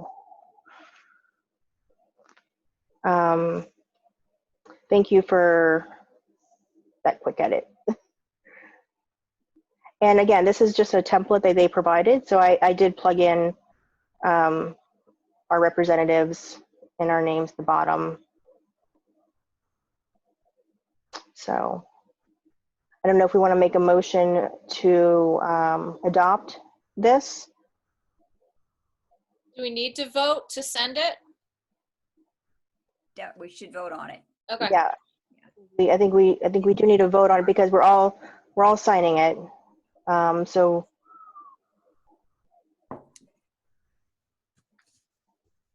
I can make the motion if you want. Yeah. I'll make a motion that we accept the anti-racism resolution that was just provided by Natasha. I second. Can we have discussion? Yeah, we can. Sweet. All right, so this is going to be super, super unpopular, but I would just like to point out that if we are going to eradicate racist practices, one of those things has to be not having police presence in our schools. Oh, ouch. Yep, Oh, ouch. yep. The resource officer? Oh, no. Yeah, no, that's, yeah. I mean, I'm not saying we aren't making that decision with this, but it is going to be a future discussion. So If why we do you say that, Lydia? Because, and I could go into the whole history of it, but it's long. I would rather just send you guys information on it to read on your own time. But historically, police force have been utilized in how are we incorporating that in for this piece though? Because I think that is an important aspect to talk about. I'm just wondering. I'm just saying that if we adopt this is something I'm going to pursue. I think it'll be, yeah, I think it's definitely worth. I think we need to talk about just the intent of.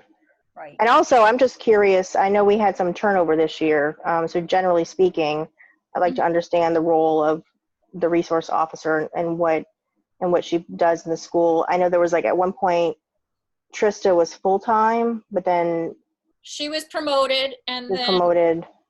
Is it Mirabella? Mirella? Yeah. Was Mirella was installed in her place.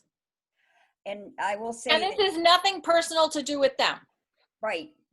I will say that we used to have a resource officer, and it was such a positive experience for bringing the kids up and knowing that, you know, police officers could be really good people, which I believe that most of them are. And so we fought really hard to get a resource officer back into the schools again. So that would definitely be a serious conversation for me. Okay. Just so that you know, but, yep. but Well, I think it would definitely. I mean, it's an important thing for. It should be an important conversation. So I don't think it's anything's a given, but I think us understanding how that role does impact our students and what that role functions on a day-to-day basis is just good to understand. I think maybe Lydia, from the little information that I've read recently also, I know there's concerns about generally speaking, there is a school to prison pipeline and how a resource officer could potentially play a role in that. I know we don't have a lot of police presence, thankfully, in our schools. So that is something to be mindful of as well. But for this particular resolution, Lydia, do you have any other concerns? No, I just wanted to bring it up. I wanted it to be acknowledged as a future topic for discussion, because I think it's important, and not just for people of color, but for our families who have moved here from other countries and may not have citizenship or may be completely wary of police force just because of their experience in their home country. I think we need to be sensitive to the trauma that seeing an officer walking through your hall every day might bring to certain kids. Yeah, we'll have a discussion about that. Yeah, I think reevaluating systems and structures and really doing that, like taking that time and having the space and really considering that and is important. And this kind of resolution provides a statement and like a guidepost to be able to help in considering those things. And I think we're kind of at this reckoning moment as a society and globally in considering these things. So, and in hearing all the different perspectives and considering this, it's important because so I think with the resolution itself, we can vote on and we look at what that means, and I appreciate taking it seriously and what that means for what the day-to-day looks like for us and for our children in the community and the schools. I think it's important. Because there's a lot of pieces. I think the resource officer is one piece. To your point, Bethlyn, I think this type of resolution requires us to turn that lens on every aspect of our operation. And so that's not saying that we are going to change every aspect of our operation. It means that we are beholden to examine and say, okay, what we did 10 years ago, and we may still be doing it, is it the right thing? Do we need to learn? Do we need to shift? How do we operate in that way? And so that's what this requires of us. It gives us that, which we had already. It just puts words to paper, and it really just gives us sets an expectation, I think, also for our school department on what we expect and to do. So to your point, Lydia, I think that is one important conversation that we definitely need to talk about to make sure we're understanding what's happening and how law enforcement is playing a role in our schools in general. Yeah, I definitely would want to have the police department involved in the conversations too, just so that we can get a better understanding. Yeah. Maybe it's a case of having us all reassess what they do, or to your point, Lydia, the comfort zone for people that are really uncomfortable. Well, and I'd like to better understand what it is that they do and how it's seen as a benefit to our students. I'm sorry. I know this is important, but I do want to. Let's move on. That's what you're saying is we need to open that up and have that conversation in the future, and that there's a lot to consider there. And I don't want to shut you off or but I do want to. Tonight we're trying to vote on this resolution. We're recognizing this has implications and kind of integrating and integrity as far as implementation, as far as heading it. Yeah, and that's not that hasn't been there, but to Natasha's point, we are now putting that forward in the space and so that there's not, so that that is named and there, and we move from there and allow that then to feed back into what we're doing. So that, Yeah, I was just Yeah. gonna make one more comment it's unrelated to this one. And it was a post that I saw on Facebook this week that I asked the individual if it was okay for me to share. As much as the schools are going to be involved and the police and that, we really need to put a lot of onus on the parents also. And Yes. it does impact families here, but this situation, there was a student that is definitely a Maynard student that was using the N-word, and that comes from the family. By the time they get to the school, they've already got a lot of, some of this in their fabric, and some of it does come from the home life. So I get emotional because I just, it's very sad that we're still here. So we really need to incorporate better educating maybe our families also, to say everything that comes out of your mouth is, goes to your kids. So I want that to be an integral part of this also. So. Great. Agree. okay. So we'll take a roll call vote. There's no further discussion. Okay. Mary Branley, Yes. Mara Hogan, Yes. Natasha Rivera, Yes. Lydia Clancy, Yes. Kathleen Houlihan. Yes, that's 5-0. We'll adopt that resolution. And Mary, just to that piece you just brought up, I did ask that person to send an email to our athletic director and our superintendent to bring that forward to see how that can be better addressed at the student level, at least. Right. Yep. So next we have budget updates. And we have one more resolution. We do, but that is not, That's after budget. yep. It was just. Oh, is it after budget? Oh, do we move it? Okay, sorry. Yeah, just the way it's, where it's listed right now on this agenda, it's after budget. Okay. So we'll then move into, after that, we'll then do the Yep. second. So budget updates, I don't know if there's something that, as we mentioned, town meeting happened, and the budget as constituted and shared at the public hearing was passed. Anything else that people want to ask or that? I have a share? couple of questions. I don't know if Mary Jane has anything prepared to share, possibly, but I do have a couple of questions. Okay. I'll try. What do you got? Okay. Okay. So, I know that right now we don't have awareness what's going to happen with sports in the fall, correct? Correct. They're trying to move forward with sports. As my understanding, they're trying to move forward with it right now. Okay. I guess what I'm wondering, because I know that there's the stipend piece for the athletic director, but then I understand that there are job postings for also coaches. Are those stipend or those actually salaried? Because Stipend position. Yep. Those are stipends.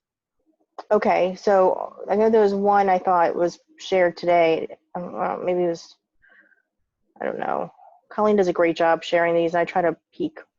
Oh, the cross country. Natasha, Yes. that was the new AD director, used to be the assistant cross-country coach. So since that was previously posted and no one went for it because he was the assistant coach, it is reposted. Okay, so that position, is that a stipend position? Yes. It is. Okay. All right. And how, I guess for more community awareness, so if there is no sports, how is that potential contractual obligation impact us or not? We'll have to go back and talk with the MEA to come up with a some sort of agreement on what that looks like at this point. So that's what'll have to happen. But they're anticipating sports, to be honest with you. At this point, they're anticipating it's going to look a little different, but at this point, it looks like they are anticipating sports. Okay.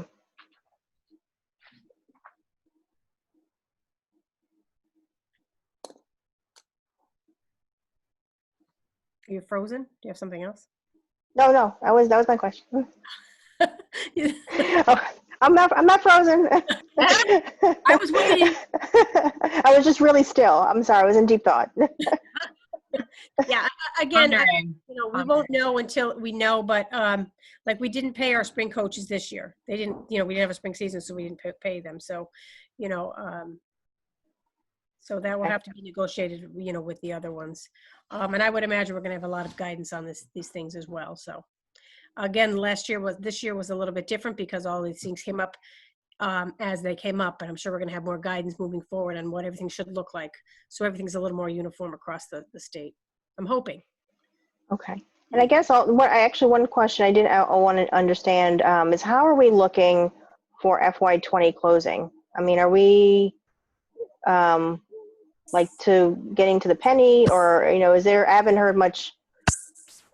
As of Irene concern. at a meeting, so I don't know if she's here, but is she around?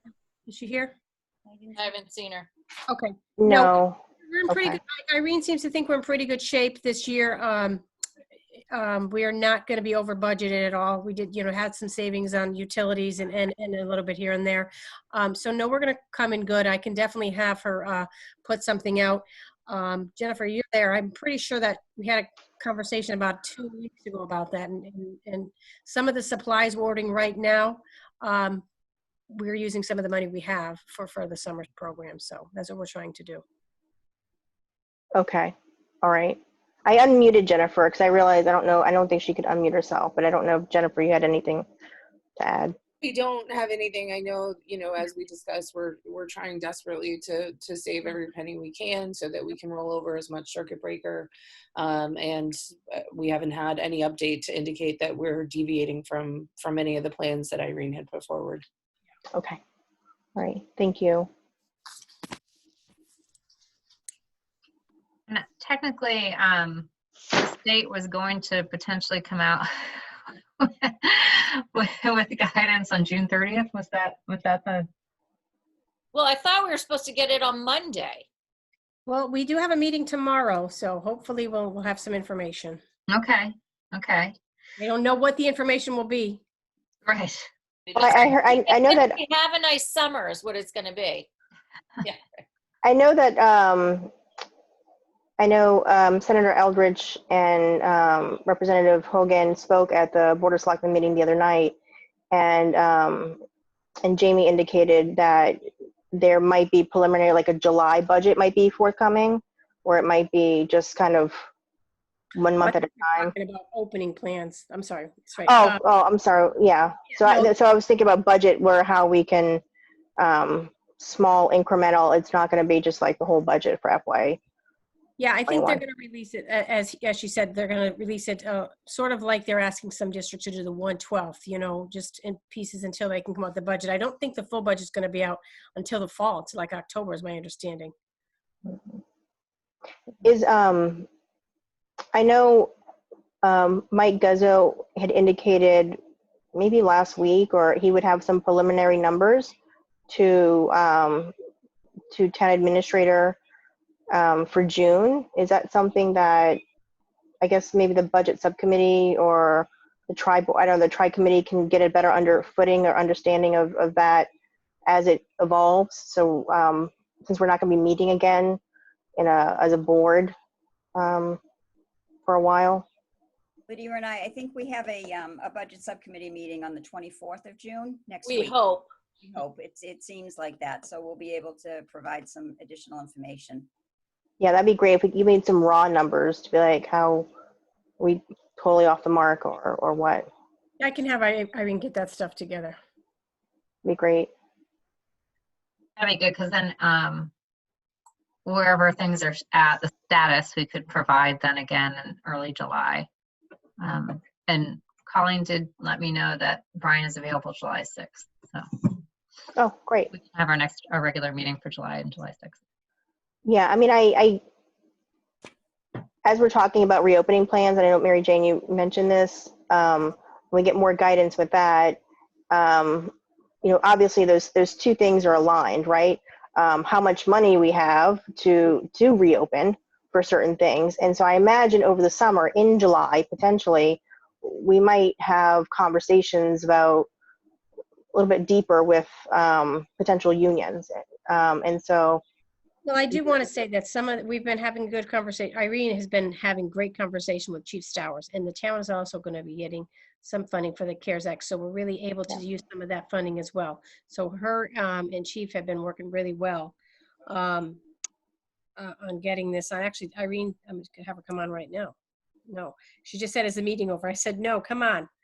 it's a school committee meeting. It's not over at 9 o'clock. I mean, Well, we had a couple short ones. we did. Yeah, so she's been having a conversation with Chief about, what we need for the CARES Act, and they've been really talking quite a bit about that as far as the budget goes. So hopefully we'll be able to, share the resources with the town for some of those things. Right. So that will be some budgeting questions, but I think a lot of it's going to depend on what what it looks like. If we have to come back and do some remote, what's the staffing going to look like? So really, there's a lot to talk about as far as what next year is going to look like based on what the commissioner says. And also what happens for the staff who do not feel comfortable coming back. What's that going to look like? What's it going to look like for parents who don't want to send their students back because there's issues? So that really becomes the crux of what's going to happen. So there's going to be a lot of what ifs, moving forward. So the budget could be based on, Colleen, can you send Irene a link? She said her link is not working. Could you send her another link? So really that it's going to depend on what, we might have savings based on what this looks like doing a hybrid model. Who knows? But it will take a lot of discussions with the MEA. We've been having great conversations with them the last month or so. They've been even maybe 6 weeks. We're meeting. We're meeting pretty regularly with them, and we didn't meet today because we didn't have any new information to share. But Mr. Waldron and the board have been doing a great job working with us. So I feel comfortable that we're going to be able to get through this together. So. Are there standing meetings that you're having with the union leadership, like every week, or is that? I just want to understand how that is happening.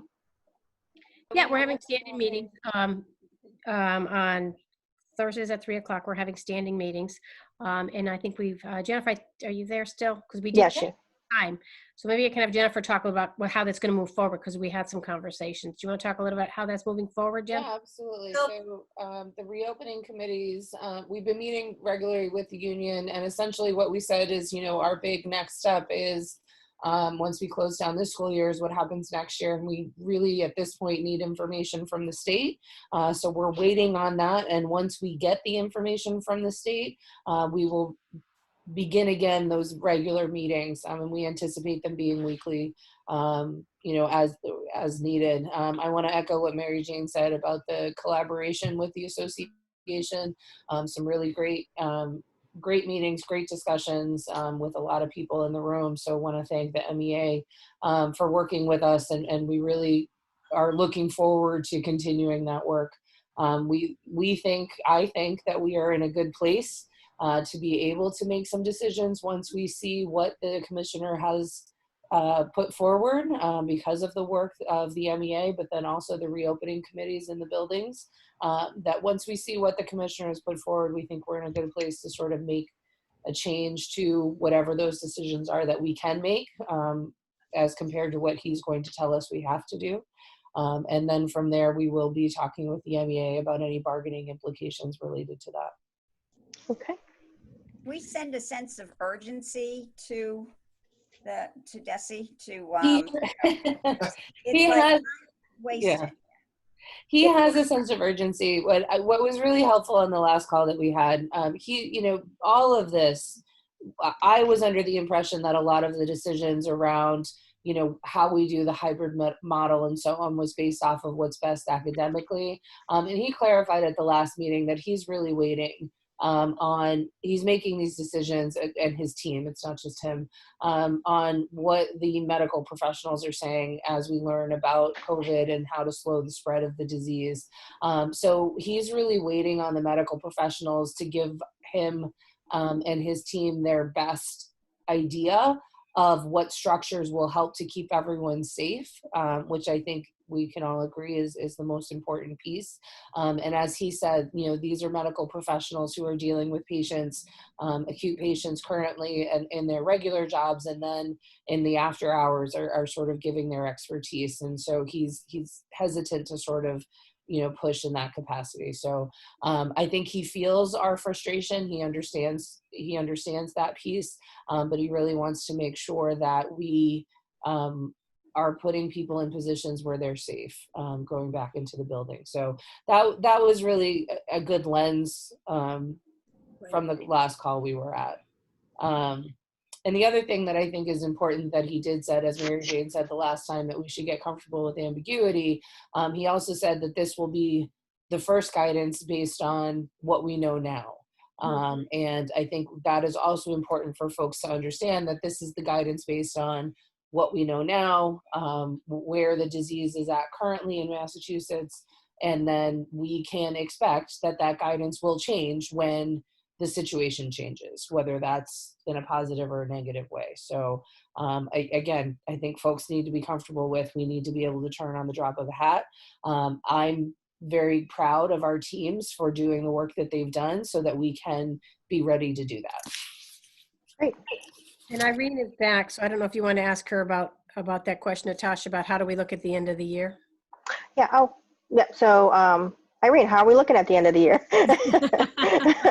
We're looking good. We're not going to be in the hole, so that's number one. Yay. And yes, so what we'll be taking a look at next week is exactly what we have and where to put the money so that it is available to us to use in fiscal year 21.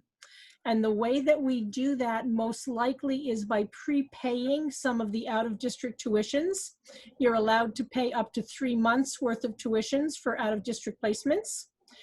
So that way, when the money comes in for fiscal year 21 and we've already spent some of that, we can reallocate that as needed. That's one opportunity. Another way to do that is to simply, we're allowed to carry up to 1 year's worth of circuit breaker. So if we put, funds, if we leave funds in circuit breaker and pay all our out-of-district tuitions from general fund, not having to dip into circuit breaker, we get to carry, that money forward. So there's a number of ways that we can keep the money available for use. I have a question about, we haven't seen any motions. I know about transfers between cost centers. Is that something that we should be, I know we're getting towards our end of our year.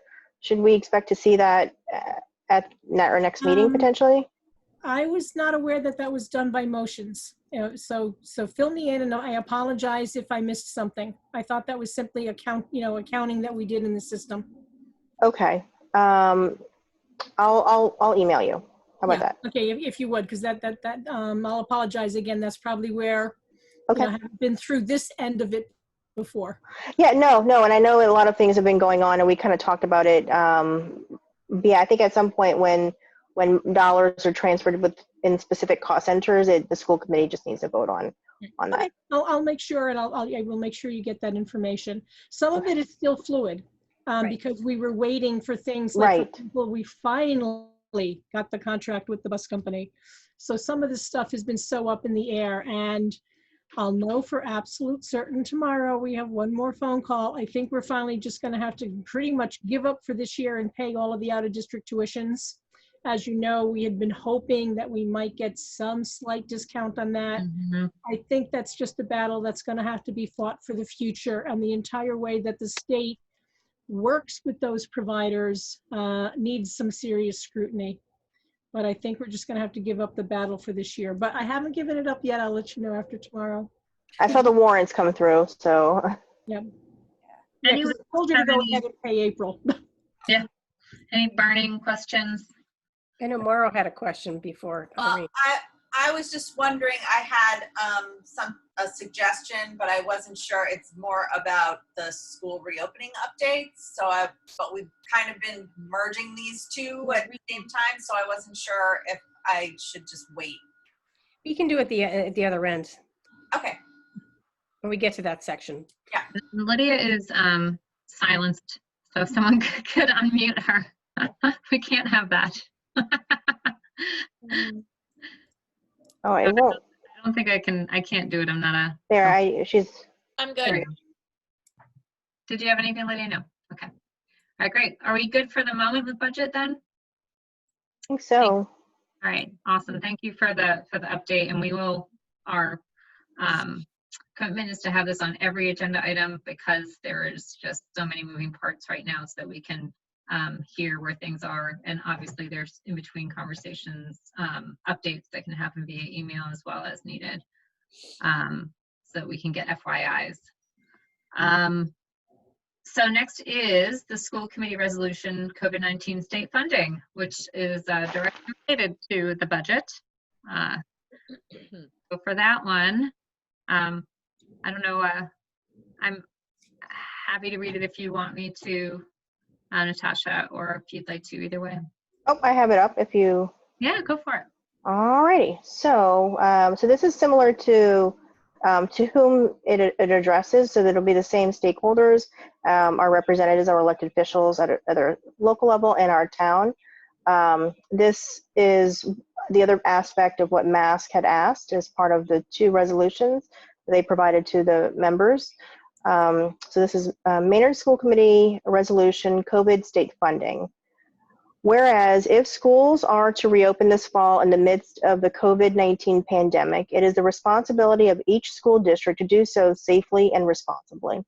And whereas it is the responsibility of the state to ensure that each school district is able to pay for the enormous additional staffing, transportation, and material expenses required to do this.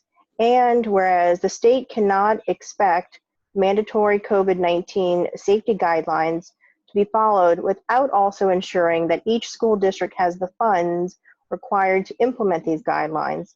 Therefore, let it be resolved that the state must guarantee every school district fully reimburse for whatever COVID-19 expenses are required to follow state mandates. We must ensure a statewide school reopening that is safe, responsible, and equitable. There can be no unfunded mandates for COVID-19. And then respectfully, Maynard School Committee and all of our members. So, I guess I'll make a motion that we adopt this resolution for Maynard School. The Maynard School Committee adopts this resolution for Maynard Public Schools. Second, Oh, Mary got it. whoever. Well, we're calling right down. Mara or Mary, second. Let's do it tomorrow since this is our last meeting. Tomorrow's tonight. Yeah. Any discussion? So I The just, only, I'll let Mary go. Go ahead. no, I just had one suggestion that rather than just having this resolution, should we include some kind of a backup sheet to kind of give an idea of what additional expenses we're looking at, the gravity of which we're looking at? Is that like an unreasonable amount of work? Just so that they could see what it is, the tangible effect of what we're going to have to be doing in order to. Do we even fully know though? I mean, like, are we going to be required to get those infrared thermometer? Are they going to ask us to do that? Or are they going to, you know? Right, I think this resolution is really basically saying whatever the mandates are, right? Because a lot of them are still unknown. You need to make sure that we have funding for that. And I think part of it is Irene, and I believe Mary Jane, you mentioned this, I think, over the weekend, that there is already an ongoing list of expenses already potentially incurred. So there is a tracking mechanism. So at that point, at that any moment, Mary, I think we can pull that. It sounds like, is that right? Yes. Yep. Irene, you can talk about that. Yeah, the one thing that they have an absolute list for so far is what they call the PPE, the personal protective equipment. And that is, they've been pretty thorough, what you need for students, what you need for teachers, what you need for nurses, what you want for hand sanitizer. What they don't have, because it hasn't been mandated by the state yet, because we have no idea what it's going to look like, is what about nursing? For example, if they're going to require that a sick child be put in an isolation room with a nurse in attendance, you have now taken your building nurse, quote, out of commission, because she's in the room with the sick child in her gown, you know, and her face shield and everything else. So do we need a floating nurse who now goes to cover for the nurse that is taking care of the sick child? That would be an added expense that the state should fund, because we don't need 4 nurses otherwise. You know, if they want extra, you know, custodial work done, you know, that sort of thing. If we do go to one of the models they've talked about is doubling the classroom space, having K-6 or K-8 come to school and keeping high school at home. Well, that's great, but now you need twice as many teachers. Who's going to pay for all those extra teachers? So do we have a separate, like, a cost center for COVID-related expenses, or? Yeah, we just set up an account for that. So there will be a separate account. For example, I am going to be moving, I had bought about $1,000 worth of stuff for the summer program. And I originally expensed it at medical supplies. I'm going to take that out of medical and put it into COVID-19, because I never would have bought them, you know, but for COVID-19. So when we're asked for this information, we're going to have it. Yes, absolutely. That's all I care about. That's fantastic. So you will have it. And you'll have, within the cost center, you'll have that broken down so we can show where. Okay. Yeah, and again, other things that could happen is if the state says, you know, you have to have only 26 kids on a bus, not 52. Uh-oh. Yeah. Okay, actually, believe it or not, at 26, we're okay. We have so few students that we have to, you know, transport, that we can keep the same number of buses, but we are going to lose revenue from not having extra seats to sell. But at least we're not going to need more buses. If Do we have a, to go to 13, we're in trouble. And I have all those numbers. Do we have a separate cost center for staffing for COVID?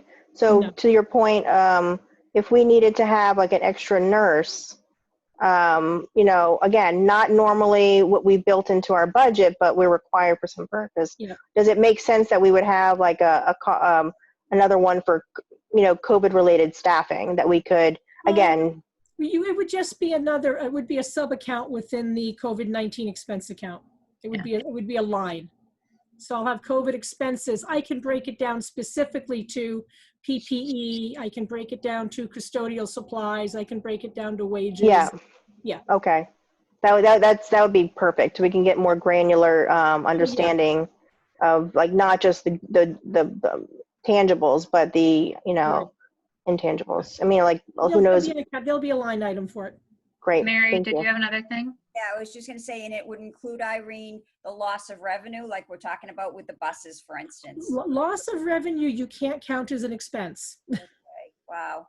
So all you can do is, what you can do is, you can possibly call it an added expense. In other words, I can say my normal expense to transport these kids is this. Well, now it's going to be this. It's higher because of the lost revenue. You see what I'm saying? Right. I've increased my expense, but I can't expense the lost revenue. Am I making sense? Yep, absolutely. Yep. So as long as we can, you know, track that separately. We can quantify it. Yeah. Other questions, discussion around this? Okay.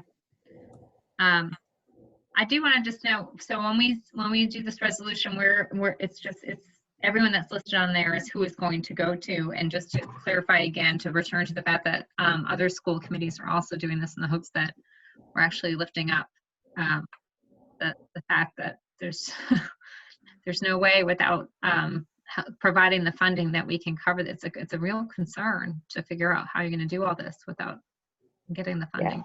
Board of Selectmen mentioned it also in their meeting the other day. I think because they had the audience of Kate and Jamie as well. So I think, you know, again, doing our part as other school committees are doing is the responsible thing to do here. Yeah. All right, so we'll take a vote by roll call. Mary Branley? Yes. Mara Hogan? Yes. Tasha Rivera? Yes. Lydia Clancy? Yay. Kathleen Houlihan, yes. Passes 5-0. So should we is Colleen able to, for both of these resolutions, stamp? Because I know we're in remote environment here, and right now it just has our names typed. But I'm wondering if it would be more effective to get stamps with our signatures. I can stamp them if you want them. Yeah. And particular the one that we're, well, all of them really, because we're both being sent to all officials. So since we all voted for it, I think that gives you permission to be able to do that. Right, exactly. That's what I was thinking. Yeah. So without objection, you can use our rubber stamps. All right. Okay. So great. Now I'm going to open up the agenda so we can go move into agenda number 11, which is MSBA School Building Committee. So we, I don't know where that stands, and then we have a school committee representative to appoint. Yep. So our Green Meadow School Building Committee form is due June 30th. I've solicited letters of interest from many community members. I looked through them, and the ones that are qualified have an engineering and architecture experience. So rather than choosing them, we had 3 people that had that experience. I just put all 3 of them on the committee. We had, I think there was 6 candidates, so I picked 3. Basically, it was just because the qualifications. I felt 3 was enough that, you know, I didn't need to pick one, and I said, why not have the expertise with the 3? So I did that. I have not talked to the folks yet, so I literally have just finished the form. So I have to contact the ones who have been, who'll be moving forward, and then everybody else I will send a thank you. At this, you know, we are looking for people with specific qualifications, so we haven't done that. So what it requires right now is a member, at least one member of the school committee. So it's totally up to the crew who would be interested in participating in that. And once that's completed, I will share the form for everybody to take a look at. And then, you know, I've had some conversation with with Greg. He's sent it to the town attorney, so that looks okay. So we've already done that part. So really at this point, it's just looking for school committee members to participate in the school building committee. And then once that's done, there's gonna be a survey that has to happen. That's due the end of July. So I've already added Brian and Wayne to it specifically because, you know, starting July 1st, they will be part of the conversation of that. So I did put the new business manager and the new superintendent into the, as well as Jennifer from the district. Do you have a copy of, I think the Board of Selectmen had something they were reviewing. It looked like there were names filled in on that. Is that something that we have because I don't remember where it's, because it has the different roles and who was like in each role. Yep. I didn't fill it in yet. So I mean, I filled a few names in, like I said, for the people in that had the experience, and then you know, it asked for the town administrator, so I put their name in and who's in charge of you know, had to put the Board of Selectmen in. I mean, there were specific roles already clearly defined, so there was not a lot of things I could go with. But I can certainly share it with the group if you'd like. But I don't have it completed yet, so I didn't want to. Okay, yeah. Well, I just happened to see, I think it was part of the Board of Selectmen packet, so they had visibility into it, so that's where. No, I didn't. I only shared it with Greg. He must have shared it with them all. He did. He shared it with them. Yeah, I think I saw Chris De Silva's name on it. So put that out there until I actually talked to the people who were, you know, who were accepted. So okay. I would have preferred that not be out there yet, because the other people are gonna know they weren't chosen. Right. But unfortunately, apparently, whatever. Oh, okay. Oops. Should we wait until the first meeting in July to do this? Because, for instance, I would like to be considered to be on the committee, but, you know, waiting until after the vote to see. The form is due June 30th, Mary, but if you want to put your name on it and you do get voted off by some miracle, which I don't think you will be, we can just change it. That's not a big deal. Okay, all right. I'd like to be considered also. Okay. You guys have to fight. Also, yeah, I think also, I mean, Jessica's not here, but we don't know I mean, Morrow won't be, so. But to be honest with you, it's going to take several years. So, you know, even if there's a turnover in the next 3 years, it's going to have to happen again. So Can this be amended at some point? So at some, I mean, I know there's a deadline and I want to make sure we meet that deadline, but if, you know, as we have board turnover, you know, if July of whatever. it is required, Natasha, every time that there's a turnover and a different person takes the role, it has to be amended each time. If somebody else is, you know, leaves, as, for example, you know, I don't know, we have a new town administrator, that Greg's name has to come off, a new one has to go on. We have to submit that every single time. So. So should we nominate Bethlyn? I mean, like, how do we, we have multiple people interested. Well, you can, I mean, one, we could have more, Mary Jane said we could have more than one person. You can have, it said at least one, so it's totally up to you. You can decide what you want. I mean, I don't think everybody needs to be on it, but you know. Totally. Yeah, it might not be a bad idea to have two school committee, just in case one can't make a meeting or something like that, to always have somebody represented. But And yeah, and then when it's done, I will be sharing it with you, so you can take a look at it, and then we will. And then, like I said, I'd like to notify the people who've been chosen before I put it out there. And how do we proceed? I know that with the remit of future committee too, because that's still kind of lingering. I know maybe at our next meeting we can think about circling back to. I know that they had expressed a potential revision of having like the school department building committee, you know, where it's not just one at each building, but overall maybe some of the folks could transition to a similar, I don't know, again, this would be a more separate conversation, but I just know that that's still formed and they're out there. And it hasn't been dissolved yet. Yeah, that might. Yeah, I would move forward to that, you know, after this, but I don't think one has to do with the other. But yeah. Maro is muted. I was trying to text and I cannot text. Could someone Right, unmute Maro? I was trying to. There we go. Thank you. So we have right now on Mary and Lydia are interested. I see no problem with having two people move forward at this point, and then we can always amend as we see the composition moving forward and what we need to do, what it's looking like. So is anyone else interested?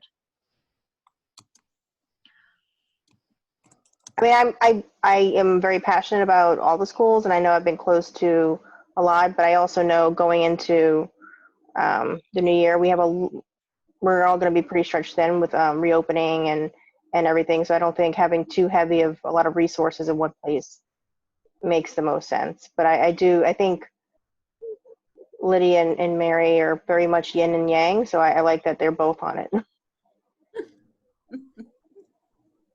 Yeah, or maybe both yang and yang. I don't know. Yeah. I think we're going to need to, this coming year, definitely be very cognizant and strategic in where we're each putting our particular time and attention, because there'll be a lot of different places for it to be. So while I think it's great that they have a tag team effort, and we can certainly see how it goes from moving forward, and as you mentioned, when we have new members on the board, considering that as well. So but I think if we want to move forward, I'd entertain a motion for Mary Brandon and Lydia Clancy at this time to be appointed. Mara, you want to make a motion? Your last meeting? Oh, sure. I make a motion for Lydia Clancy and Mary Branley to be on the MSBA School Building Committee. My second. Yay. Any discussion? All right, we'll take a roll call vote. Mary Branley. yes. Natasha Rivera. Yes. Lydia Clancy. Yay. Mara Hogan. Yes. Bethlyn Houlihan, yes, 5-0. They're appointed. Okay, so I'll get them on the list, and then I will notify the candidates, both the ones that were selected and the ones that were not. And then I will share it with everybody. You can take a look at it, and then we will get it on out. Thank you. Very good. Thank you. All right. So the next thing we have is school reopening updates. We, of course, that goes hand in hand with budget. So we already touched upon that. I know that Maro had something in regards to that. I don't know if there's any kind of overarching comment to make before we get into any questions we might have from anyone, Mary Jane or Nope, Jennifer? we're still in the holding pattern, and we're expecting news by tomorrow. So I'm hoping that that is the case, and then everything is, I guess, all full steam ahead. That's all. I feel like, unfortunately, that I don't have anything to share, but I don't have anything to share. It seems a little. We'll just wait. Everybody's like, all the superintendents say we're waiting around, but we're coming up with all these contingency plans in the hope that we think we know what's going to happen, and hopefully we can just plug up the holes once that information is released to us. Yeah, as Jennifer outlined, that there's the reopening committees have been working. Yeah. One thing I do want to say in terms of our process, so we, and I believe I mentioned this at a previous school committee meeting, once we know what choices we are allowed to make, and what, information we have, we will be surveying the community. We already surveyed our staff, our teaching staff in particular, in regards to returning in the fall and those sorts of things, and what resources were useful and so on. But I just wanted the community to know that we will be surveying them with questions related to different options that we may be able to make. We were going to, as I mentioned, I believe I mentioned previously, do that a couple weeks ago. And then in collaboration, I'd mentioned that Mike Waldron reminded me that it's not a good idea to ask people what they, which option they want if you're not sure that those are options you're going to be able to give them. And so we're really on hold waiting to see what choices we're going to be able to make and what we're going to be told to do. But once that happens, we will be reaching out to the community to get information on what they're thinking, whether they're planning on returning, they're sending their children back to school, those types of things. Mm-hmm. Yeah.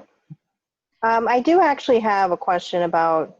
I think Mara did have one that she was holding until this, so I'd love to, and then we'll get to. Oh, yeah. Actually, Jennifer just answered the question. I was going to suggest about doing the survey. I know that some other surrounding towns have done surveys to families and have actually been able to provide those teachers that don't want to work or come to school, do the online for parents that, for kids that aren't going to school, so that we have enough room in the schools for the kids that have to go because parents are working or whatever. And then, so it all kind of works out well. So Yeah, I was going to suggest that. But since you're planning on doing the survey anyway, that's awesome. Yeah, again, we wanted to do it earlier. And I do think some of our surrounding communities maybe perhaps are not going to do what the commissioner has said, which is that we should all be sort of following his directives, embracing their revolutionary spirit, as it may be. He has been very directive, as Mary Jane has said, that we should not attempt to do so, which is why we haven't sent the survey out, because we wanted to be able to provide a picture of what school might look like so that families would be able to say, yes, this feels comfortable for me, or no, it doesn't, and be able to do exactly that. And Mara, that is what we are looking at. We did ask, we had an initial survey, it was anonymous, of our teaching staff to see who would want to be, if given the option, what would be your preference in terms of a work environment, and remote only was one of those. Again, once we see more specifically what it will look like, we will then work with the MEA to find out who those staff members are that is their preference because of health reasons or family reasons or things of that nature. And so we're hopeful that we'll be able to put everyone in a space that they feel safe and feel comfortable and can move forward as a group. Okay. I know that Northampton has already put out videos. The superintendent put out videos on what their school classrooms look like what they looked like before and what they plan on looking like after. with the guideline of say 10 kids per classroom or whatever. Right. So, I would just suggest that maybe once we do get the actual guidance that we do something like that so parents can see. That's a great idea. Absolutely. Yep. Tasha? I wanted to understand a little bit more how we're factoring in the roof and Green Meadow into reopening, potentially that, or that the roof project might not be completed until October.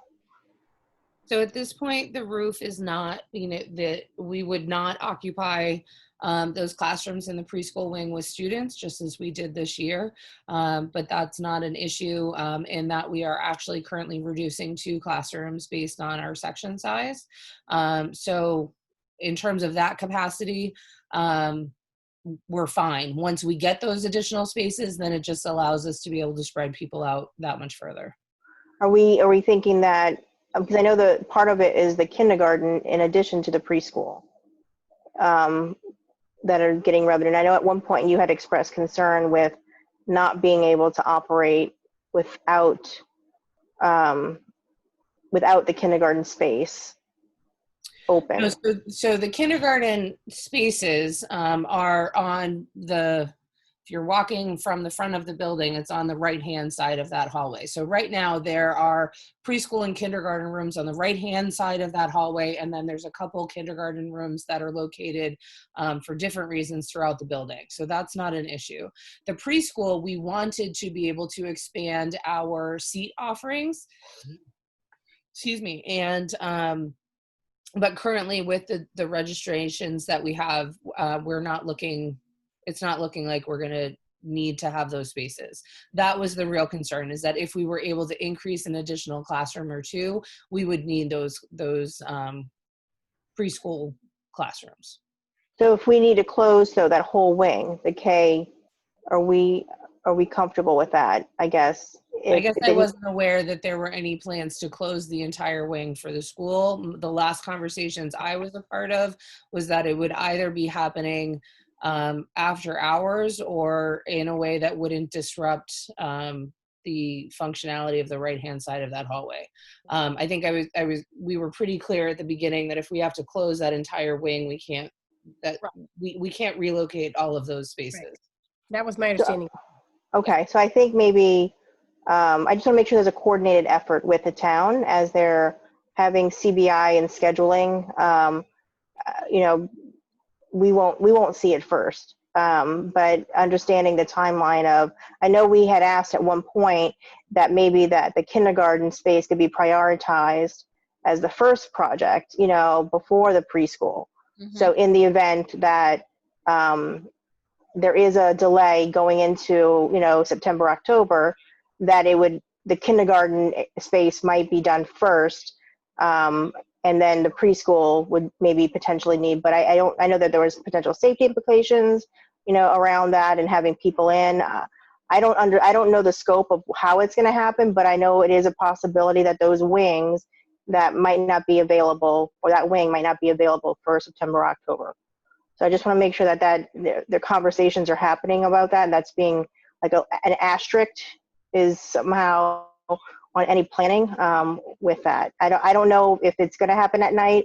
If it costs more, I doubt that it's going to, potentially be clear with the town that we could not close down that wing.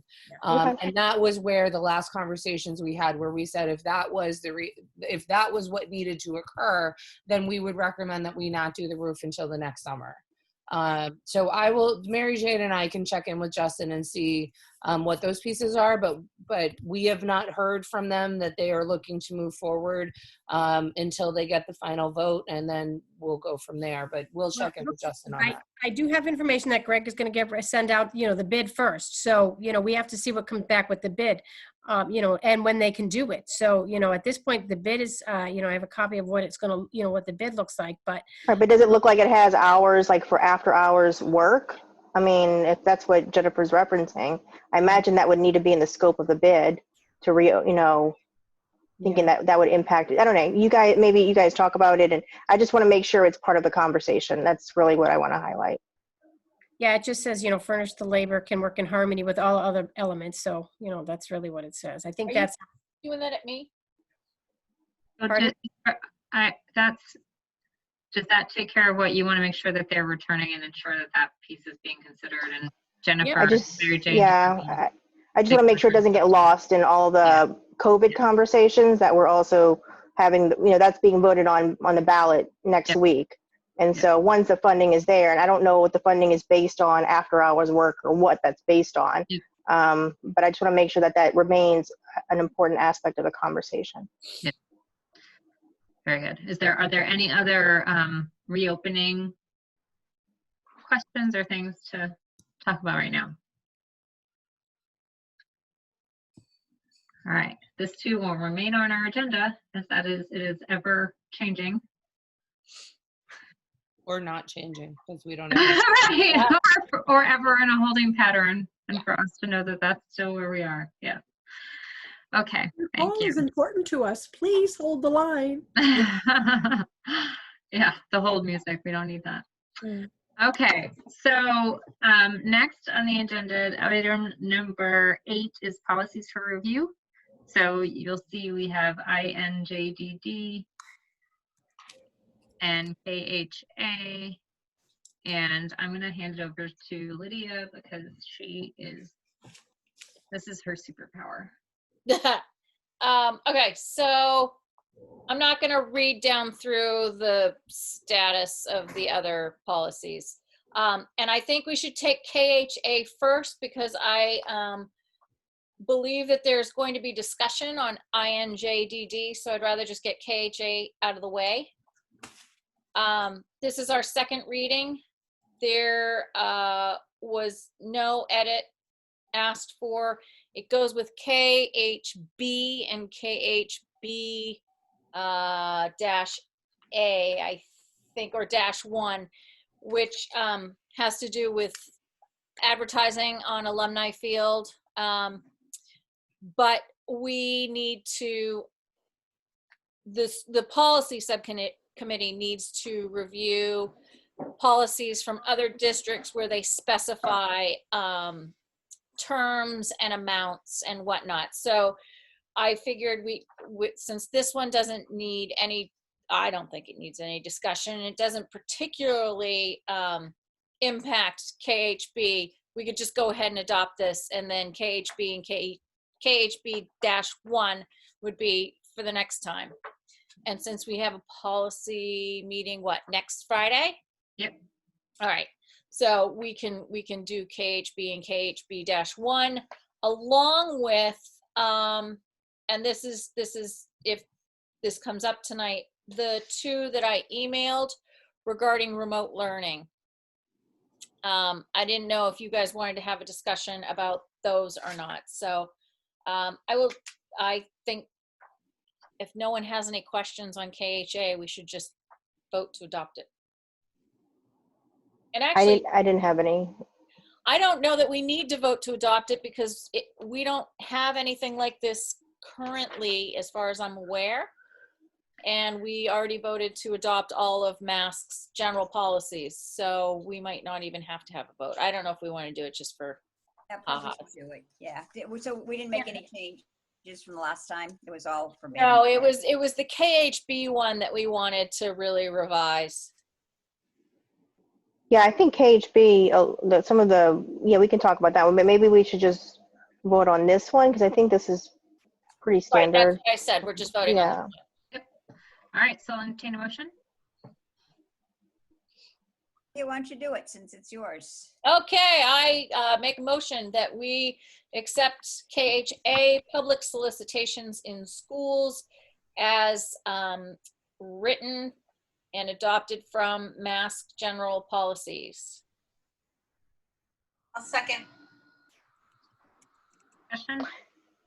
And this is one that required no edit, so it's really just the template exactly from MASC, right? So there's no need to circle back to legal or anything on this one.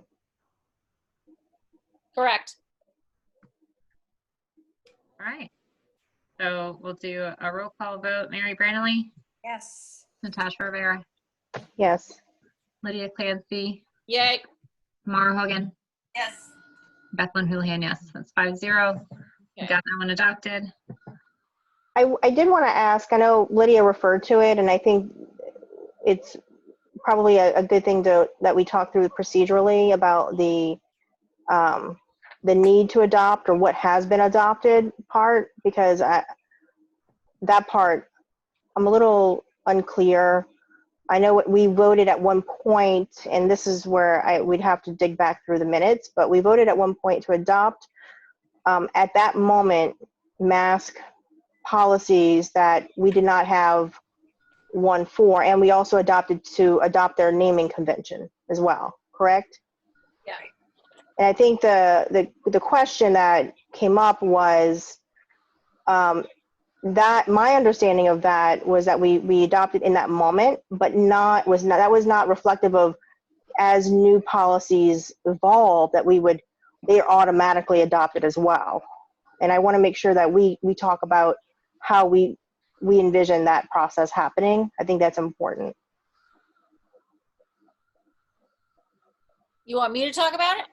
Well, I know you expressed, and maybe share a little bit more, and Bethlen, I don't know. I honestly don't have the motion of how we've actually voted, but I don't think, for me, I know the intent of it was not that it would all policies would be automatically adopted for Maynard as they were released by MASC. Yeah, I think it's good for us to distinguish. I know at that time, whatever policies at that time that MASC had that we didn't have anything for, because we had so much to kind of make sure we didn't have any liability. So we wanted to try to make sure that we're filling in where we needed to. But it seems to make sense to me for anything that's new after that vote took place, we have the ability to be able to, like as on a rolling basis, adopt them or change them or consider them, as opposed to that blanket. So it seems to me like that a vote had occurred to me as the intention was at that point in time. And then moving forward, as new things come out, we would vote those in on a rolling basis because we can consider them without any delay. Okay, so with that in mind, when MASC drops policies, do we need to vote to drop them as well? It depends on what the reasoning. I think we'd have to revisit them once we've adopted them. Yeah. Okay. Yeah, I think we'd have to individually decide to, in our districts, drop them as well. So when we did that blanket vote, we had some holes at that point, right? And yeah. Yes. So part of that was we want to make sure that we weren't open to important liability and important things that needed to be addressed and considered around equities and stuff like that as well. So it might be helpful for at some point we can dig out what that date is, so we can make sure that we're cognizant of as new policies have come out, like what date they are after that, or the ones that we need to adopt one off or whatever, and then the ones that were before that have already been adopted, if there was no one similar to that. I'm not aware when that was, but I remember it happening when we started this, and I think it's important now that we did it it was meant to be very efficient, and to your point, to solve some of these holes. I just want to make sure we're honoring it with the intent of how we expected it to happen. Oh, Colleen has her hands. Yep. Yeah. January 30th, Ms. Houlihan made a motion to adopt all MASC policies that are not redundant to Maynard Public Schools' existing policies, then go through and review policies. It was seconded and passed. All right. Was it January 30th? 30th. Okay. All right. So anything new that MASC released after January 30th, those were ones that we would need to take up. So I think the ones with the remote learning, I think those would be important for us to have maybe on our next, I don't know, you guys can talk about how to address those. And then what about updates? When they update policies, do I need to bring those forth too? I would say yes. Okay, Yeah. so any change in the catalog from January 30th needs to be brought to the attention of the school committee. Yep. Okay. I think that's also good for us as a practice so that everyone's aware of what changes have happened and we're keeping them on our mind. Right. No, Yeah. I would keep everyone, updated. I just didn't know whether we would require a vote every single time yeah. to do that. And I think that's what I wanted to make sure we iron out, because I wasn't clear either. And I think it's helpful that we're all operating with the same mindset of like where our path forward is too. Yeah, and it does occur to me that if it's a change, we want to decide if it works for us. So we would want to look at it and consider it as a vote. Right, because they are personalized. Like, I mean, every district has the ability to say, like, we want to tweak it for, to suit our needs in this whatever way. Even if, I mean, there are districts that have retained policies, even though Mask has withdrawn them. Yeah. Okay. So do you want to move on to the one you think is gonna? I do. Really? Go. INJDD, social media policy. So we adopted it from Franklin District, I think. That sounds great. At the bottom, I think, where we got it from. And so we read through last time. There were, yes, Franklin Public Schools. And there were several edits that Natasha requested be made. And then the policy subcommittee went through and we discussed all of the suggested edits, and we chose to keep some and chose not to keep others. And so what you have now is the edited version according to what the subcommittee felt was appropriate. Wait, let me pull that up. Quickly, is it possible to just go through and let us know which ones you decided to Sure. not use? Sure. Okay, so on let's see, the first section, letter D, she requested that we put additionally law enforcement officials will be notified if abuse, neglect, or other criminal conduct is suspected. Currently it says may, the original says may. We didn't feel strongly that it should be changed to will, because that is sort of, it's an absolute and it doesn't give us any leeway for judgment or whatnot. And they're mandated, everybody's mandated reporters anyway. So you're a mandated reporter. So if you're, having issues with something that you feel that is abusive or whatever, that's something that has to happen anyway. So why can't we just note that we will notify them? I think to me, if we're not, it puts a judgment call where I guess if abuse or criminal conduct is suspected, I would say you're right to that point. We are mandated reporters. We will notify law enforcement. So why can't we just say that? Not may. May makes it seem like we're taking judgment and deciding for ourselves. We need to let the officials or legal authority decide whether it's, So mandated reporters are a reasonable cause. right. That's where, I think that the concern was if there's some unanticipated situation that because every situation is completely different, and we're trying to consider what the having very clear policy around what the here, let me look at it, what the issues that you need to consider and have in place, and recognizing that as the backdrop for this, they are mandated reporters. If they do have reasonable cause, then we're not by having the may in there, then you're allowing for complexity of situations that if you don't have that may in there, then you're not allowing for that. Because I don't know, just having seen and heard many things in the social work field, there are lots of different things that would cause you to say may. So it may be, even if it's not a reasonable cause and it's just suspected, then you might actually report.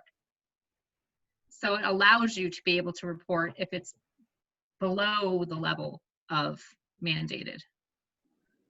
So if I'm a Not- parent, I guess what I want to understand as a parent who might be reading this policy and hearing this is, I guess, how does that translate in understanding where, I guess, and it would be helpful, again, to understand, I guess when I, shared the feedback, I would want to understand why it wasn't, being considered. So this is the first time I'm really kind of hearing about this. Is there an example that you could feel that would be where law enforcement, if there was suspected neglect and abuse or criminal conduct, where law enforcement would not be notified? Because this is not defining, this is any degree of suspected. So you'd want to look and see, you'd need to look into it more to decide if you need to notify.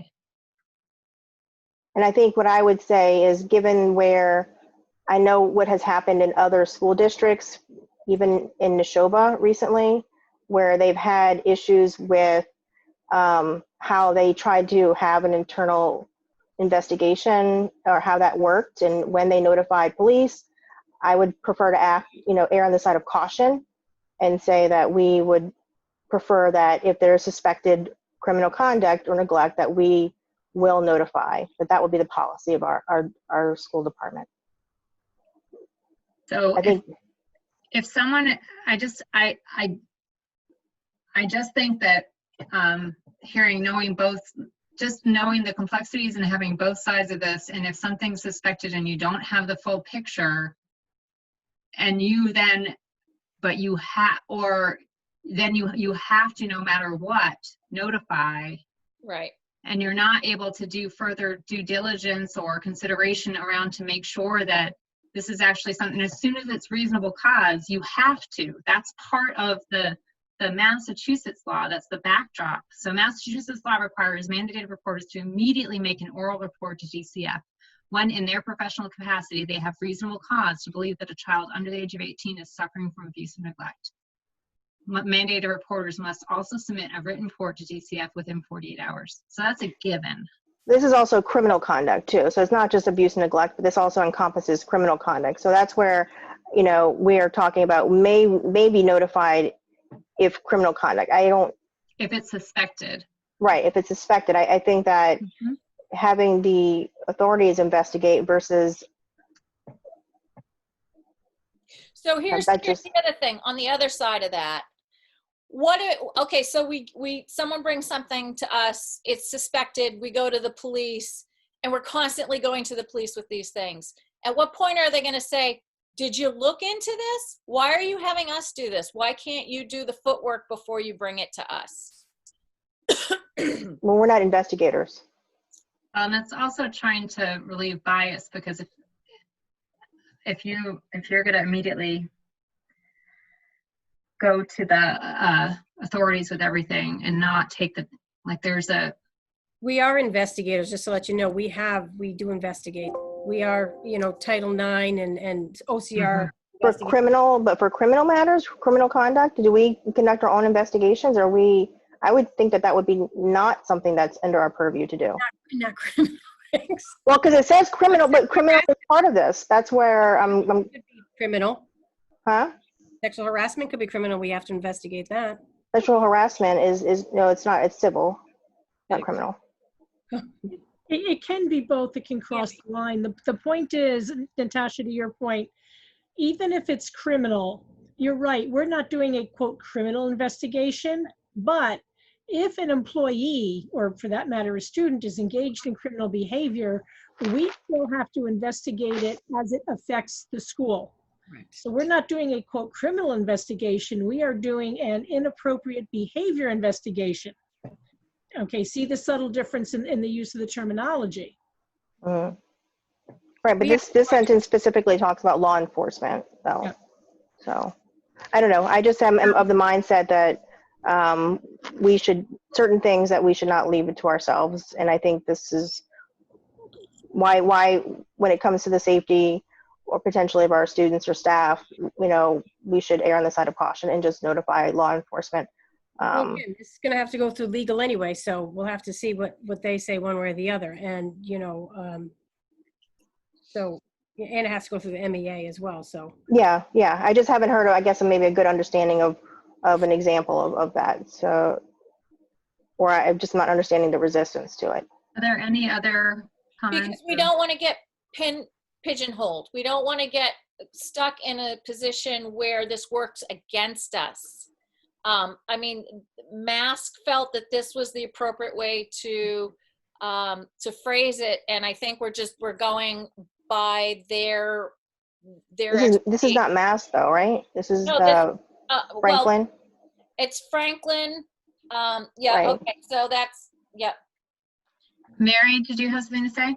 I just wanted to say, how about if we add at the beginning where it says additionally law enforcement offices, blah, blah, blah. How about if we say after an internal investigation, law enforcement, may be notified or something like that.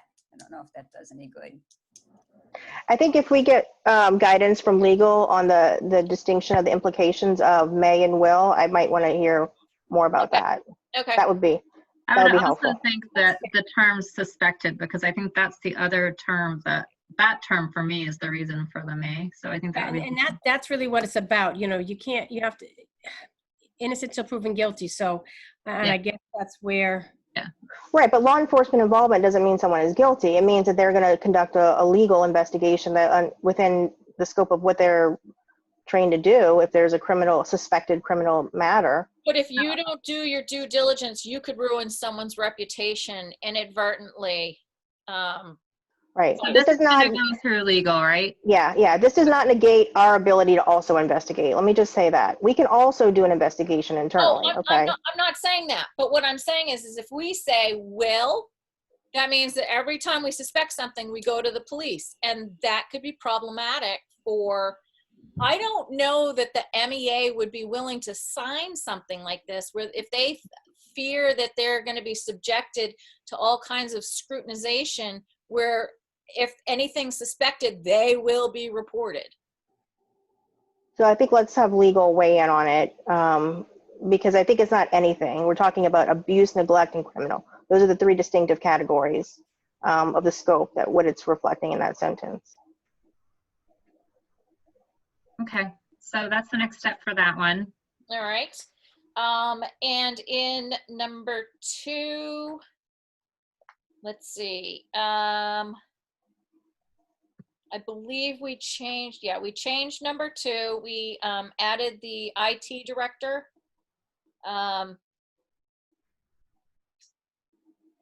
Upon first receiving written approval from the district's IT director and superintendent, employees may initiate and maintain professional social media accounts. So that one was accepted. Now the next one, for C, I had that there was an edit, but I don't have the edit written down. So I don't. What are you looking at? I'm looking at number 2, letter C. Employees shall not use professional social media accounts for any commercial, political, or religious activity or for personal gain. Did you have a comment on that? Because I have a note that you did, but I don't see the comment. Yeah, I think you had cleared the comment. Okay. I mean, that looks fine to me. I mean, I wasn't, Okay. I only have one other one that I was more concerned with that was not accepted that I'd like to talk about. Right, but they wanted to know which ones we accepted and which ones we didn't. So I'm going through all of them. So, okay, so you don't, I'd have to go look into the comments and see which ones were, because I noted it. All right, so then we'll move on to the next. So the next one is D, and in addition to passwords, blah, blah, blah, privileges and passwords with an administrator, additional administrator, and director of IT, we added and director of IT.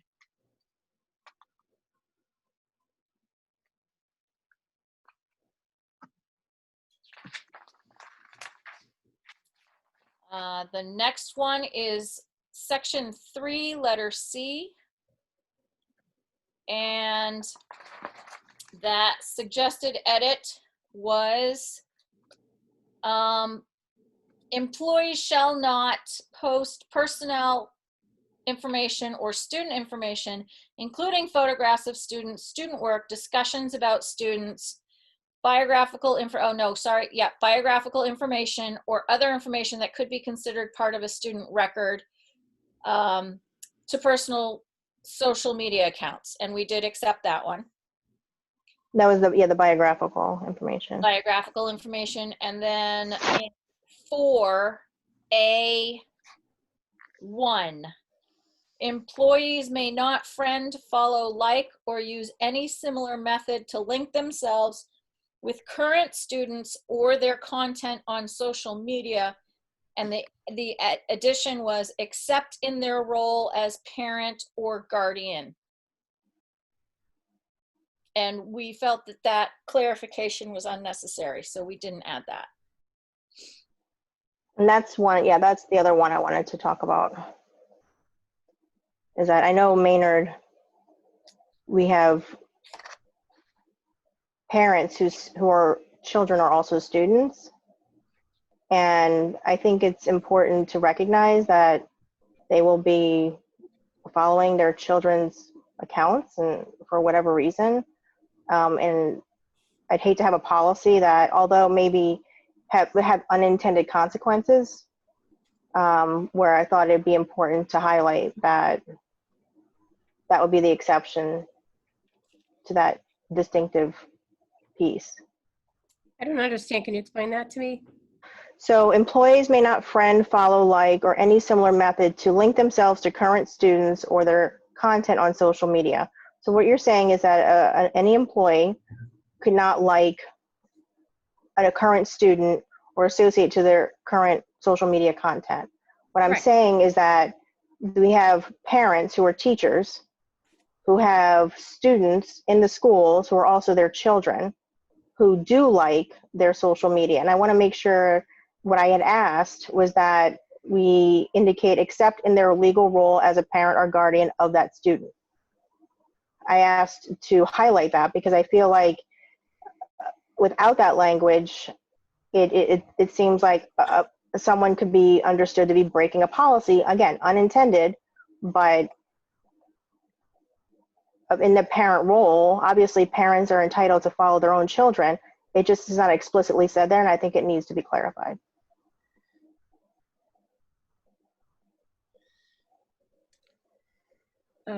I've been in other districts, but that's never been implied, I guess. So, I mean, yeah, I don't know. Is there a reason not to do it? I mean, because this is Franklin's policy is a lot different than other areas. So clearly they felt that they wanted to add certain things to it. So I'm just wondering why we wouldn't be able to just. As a parent, I don't think it's unusual to friend your own child, but I don't think I don't think you should friend your children's friends. No, and that's where I wanted to make sure that the distinction of where they would only friend their current if they're a parent or a guardian of the student. Yeah, we were just figuring, we didn't think there was going to be a situation where someone would fault a teacher for following their own students. So that's why we didn't think it was necessary. Yeah, no, I mean, that's just, that's your. Their own child, sorry. A parent following their own child. That's all. I don't think it should happen, but the way this is worded, it could be that they would be breaking policy. Again, unintended consequences. I just think it's important to clarify. And what I told Natasha earlier was that a teacher's child is their child before they're their student. And so I think, I mean, to me, I feel like it goes without saying, but so is there any harm with clarifying it? well, I don't know. That's the thing, is we need to go to legal to see again if there are any consequences of adding that language, because then they may say, well, if you put that there, then you need to clarify this, this, and this. Okay, so maybe we can just ask legal on that. Then I honestly thought that after April, when this was brought up, it was going to go to legal too. So Because I have to admit, I'm thinking, what about grandparents, aunts, uncles, cousins? Right. any employee here who has, who's a student, who's related to a student, that's what I want to make sure that we're So we're is that what acknowledge. you're saying, Irene, is that we would need to list all of those people? It was, Potentially, if you list one, That's you what I'm don't saying. have to list them all. Yeah, it gets messy real fast. Yeah, I'm saying, I think if you're a parent, that trumps everything, but, you know, I mean, I don't think we need to get that granular, to be honest with you, but I think they're across the line if you're doing other people's, friends of your kids, I guess, but, I mean, And from how this is worded, I can just say, I mean, again, a parent would maybe feel, or a teacher might feel uncomfortable, because I think in our last meeting, we talked about giving this to them and they would sign off on this, right? That would be part of it onboarding, like in the beginning of the year. Mary, oh, is that yeah, they'd have to sign a release. Right. right? Or Okay, so in acceptance. Exactly right. right.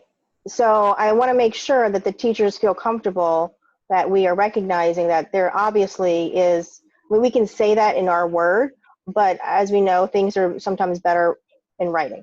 So it would be, yes, I think having legal weigh in on how we can, if there's a different way to word it, I don't know, but that was just my concern, is that we do have current staff who have, you know, children who are in the school, and how do we, to the spirit of the policy, keep it while also acknowledging that people aren't going to be, again, unintentionally breaking policy as a result of their relationship.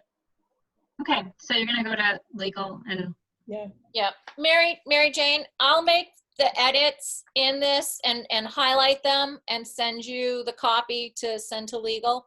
okay, that sounds like a plan, yep. All right, next one is dappa, dappa, dappa, dappa, dappa.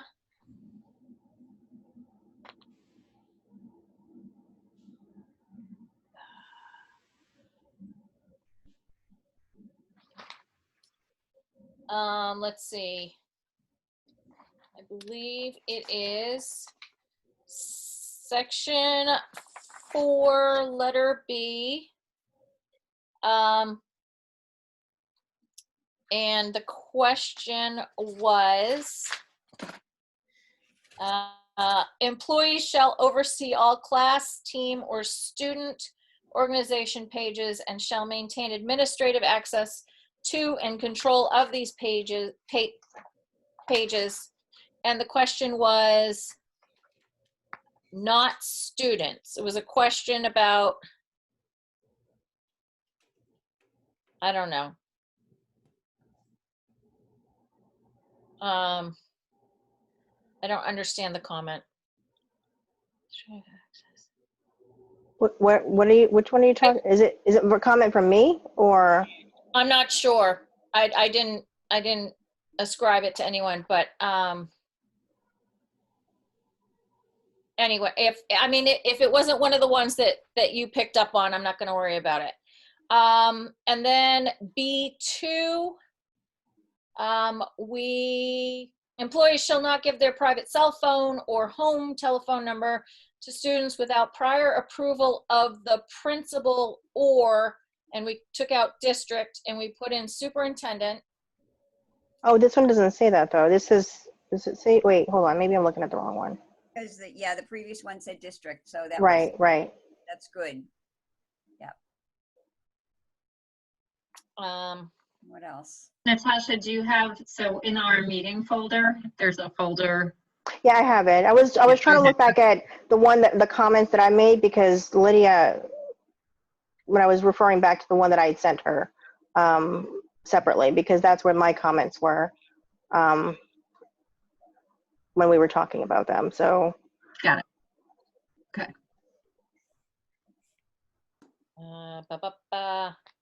And then the other question was, do we have comparable existing policies to the policies referenced at the end? And I have put on this version the policies that we do have that that reflect the ones referenced, and then the ones that we didn't have policies for. So I think we're going to have to look at all of those policies that are cross-referenced. Mm-hmm. Okay. All right, so if nobody has any other comments or edits, we will send this to legal for their review. And then it will go to the MEA? Or Yes. does it need to go to MEA first? I think we should make sure that it's legally sound before we send it to the MEA, because we don't want, and then once that happens, we have to send it back to legal, I Okay, would imagine. okay. So are you going to send it to legal and get her, or get their weigh in on with the two things that I'm asking, and Yes. then, Okay. Actually, the whole thing, we'll specify those two things you're asking, and then specifically, Okay. the thing in general. I would suspect that it's probably fine, because I'm sure Franklin ran it by their legal. Yep. But I can't imagine that they wouldn't. And if they say it's good to go, we can, I don't know if you want to bring it back for a third reading and then bring it to MEA, or I'm not sure how we want to do that. Because it's going to take the MEA quite some time. I mean, again, they don't have everybody here, so I don't know how they're going to do that over the summer. Yeah.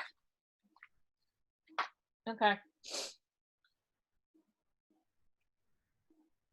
But I definitely think it has to run by legal first, and we can talk about that.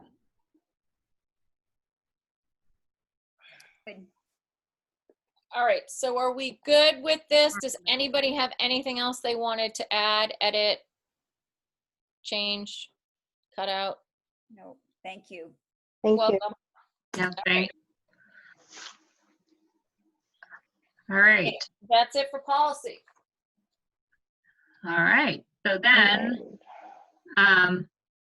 we are going to move into executive session.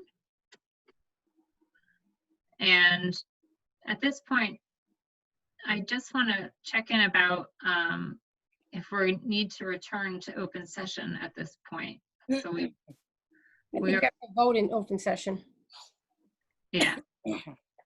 Yeah, I just wasn't clear on what we had here to be able, I'm sorry, there have been a lot of conversations just even today, and I wasn't clear on if we had what we needed for all of this to take place. So we do. Okay. I think there is going to be one vote.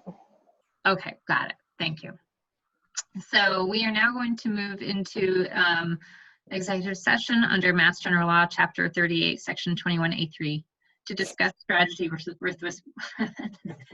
with respect to collective bargaining with Local 1703, State Council Number 93, AFSCME, Maynard Custodial Union, and Maynard Secretarial Union. If an open meeting may have a detrimental effect on the bargaining of the public body, and the chair so declares, to return to the open session. So we need to go into open session. We have this scheduled for 30 minutes. We go into open session with a roll call vote. So Bethlyn, just real quick, I think you have to, this is one where you need to say that you declare that it will have a detrimental effect. That's why we are allowed to go into executive session. The chair so declares this. You actually have to declare that it will be detrimental to the position of the department. okay. And so I declare that this, to discuss this in an open meeting may have a detrimental effect on the bargaining of the public body. So we are going to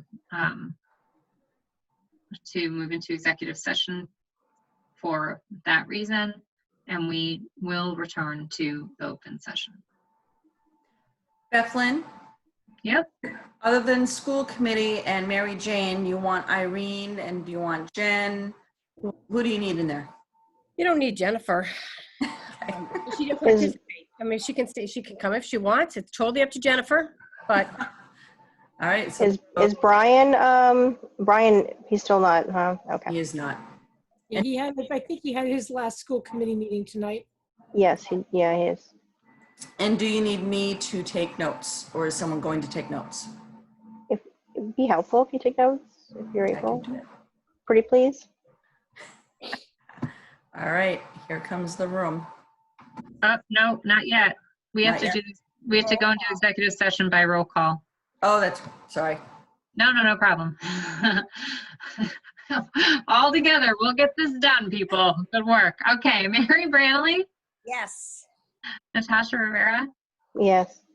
Lydia Clancy, Yeah. Mauro Hogan, Yes. Bethlehem Houlihan, yes. So at 10:23, we're heading into executive session. So Everyone's we get the little box, the waiting. Yeah. This is when we get like beam me up, Scotty, and Colleen beams us to the separate place. All participants. So everyone's aware we are planning to come back. So if you were hanging out, we will be returning to open session. Oh, All right, so join. Do break room 1 or maybe 2.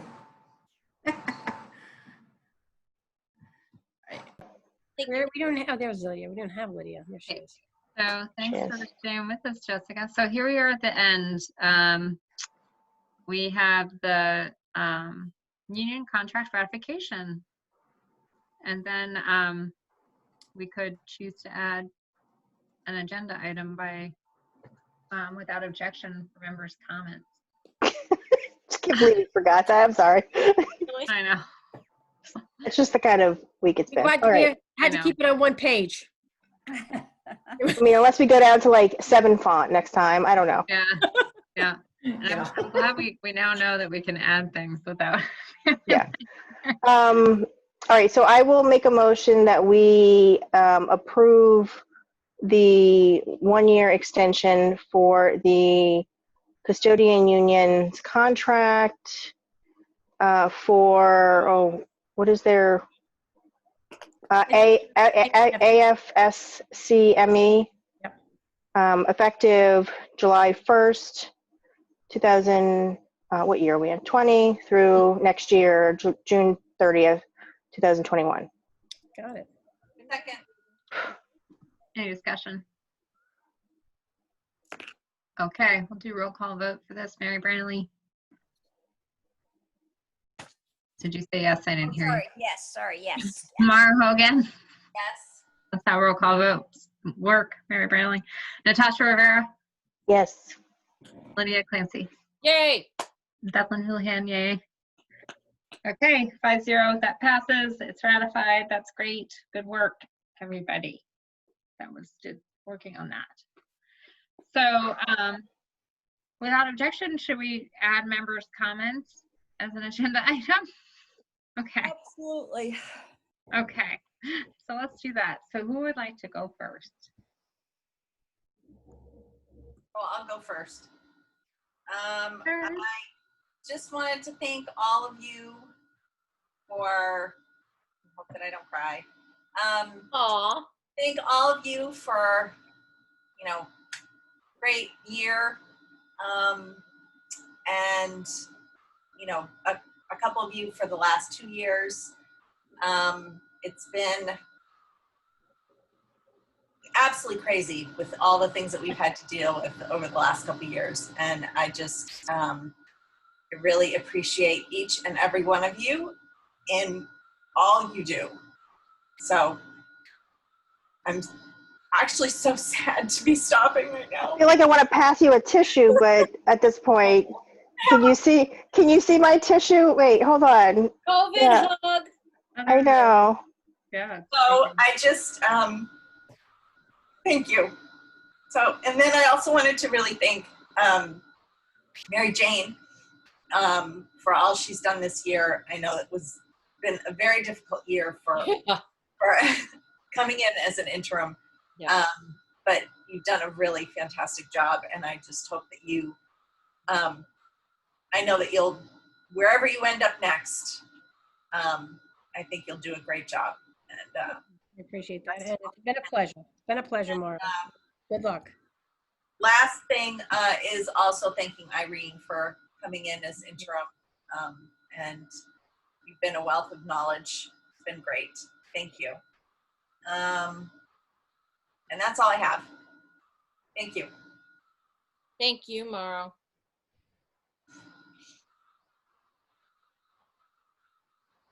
Next. Go next if you want.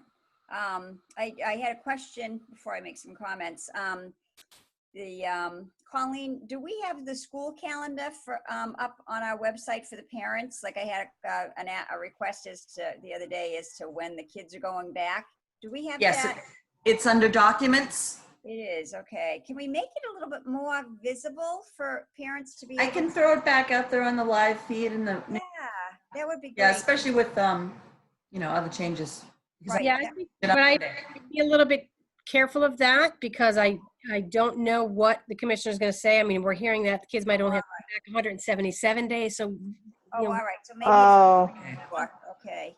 Oh, so maybe I shouldn't have said that the first day was that Wednesday. If we put it out today, they're gonna just ask in a month anyway. But you know well, what? it'll probably change Monday then. That's the problem. I think what's going to happen is I think the kids will come back the same day, but the teachers might have to come back earlier. So we'll, you can work it out. Yeah, it's just people trying to make plans and stuff like that, so. People taking vacations? I'd like to go. Where are they going? Oh, really? Are you inviting yourself? I sure am. I'm like, where's that beach house? Let's go. We're going down in a few weeks. I know. Down for the day. So just, Mauro, it's been such a pleasure working with you the last couple of years. You're incredibly thoughtful and level-headed and balanced, very detail-oriented. You can tell you just care deeply about the kids and the staff and just every decision that you made. So really appreciate that. It's been a pleasure.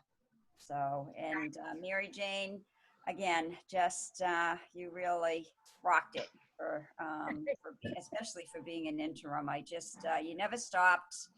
And so many things were thrown at everybody this year, and you just kept plugging and just every single day just gave it 110%. So we really, really, really appreciate it. So, and Irene, same thing. You know, you picked the ball up. It was you had big shoes to fill with Michelle leaving, and you did a really, really nice job. So thank you also. The one question that I had, Mary Jane, is you didn't mention Carol is retiring. Is there something that is She's not leaving until August, so I thought maybe Brian can do that. She's not leaving until August 1st. Okay, all right. I wasn't aware of when. I didn't know if there. Yeah, I thought about putting that in there, but she's still got another month, so she's gonna keep working. Yep, that's perfect. All right, thank you. All right, that's it. All I got. Get out. Get out. Uh-oh. Uh-oh. All right, we're gonna mute Lydia in a second. Something's gonna happen. You want to go, Lydia? As long as you're- Let me go first. Yeah. Okay. Are you gonna? Is Miles gonna Zoom bomb us? Do I need to like turn your video off? No, Okay. he carpet bombed me. Okay. All right. I'm not sure what that is, but we are gonna say it's not a good thing. So I wanted to thank obviously our graduates for 2020. What a great ceremony. The weekend was wonderful. Mary Jane, to your staff, everyone for doing a great job in pulling that off. It was a beautiful day. I mean, we couldn't have asked for better weather. I think of all the things that we seemed to go wrong, that seemed to be one of the things that really went right. And so I'm really glad that, you know, a couple of us were able to, at least from the sidelines, be able to celebrate. And for July, I look forward to that. Just also thanks to our town officials for a great meeting on Saturday as well. I think that Justin and Greg and our Michelle Jenkins, they all did a great job. Our moderator for a great meeting. Irene, thank you for your hard work and your limited time being here. Appreciate the lens that you bring to the numbers, and it's been great getting to see that in action and hearing your feedback.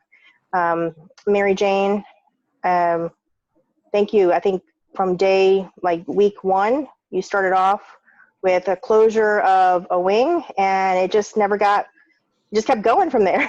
So, so I really appreciate your every day just putting your best foot forward, and even in these last couple months, that the way you've been collaborating with Brian, it really has been, it just speaks volumes of your character and your dedication to Maynard's best interest and what you've been able to bring here.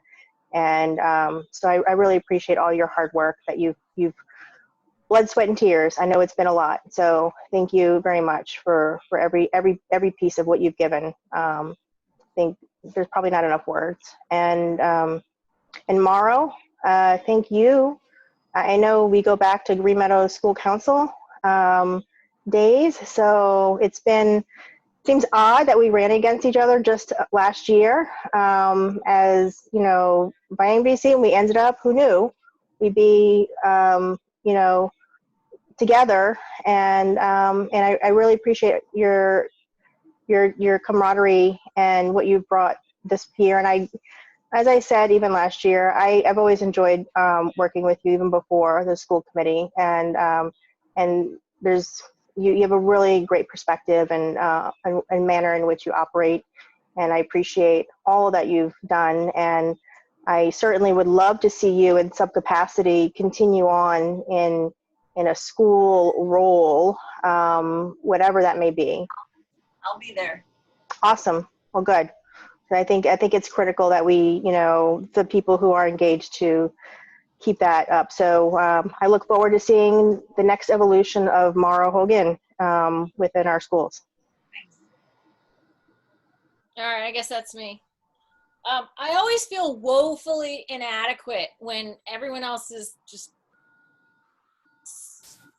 thanking and spewing warm fuzzies, and I just don't operate that way very well. So I'll start with Irene. Thank you so much for everything that you did this year.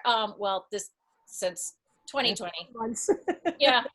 But thank you so much for, you know, getting right in there and helping us with budget stuff, because this, I'm sure, has been not an easy task, because just in consideration of everything that's happened, and probably not something you were expecting to have to deal with. So thank you very much for all of your work and effort. Mauro, I have had so much fun with you. I know that during the campaign, I probably came across as I was going to be a nightmare to be on the committee with. I hope that I have turned out to not be a nightmare to be on the committee with. Absolutely. And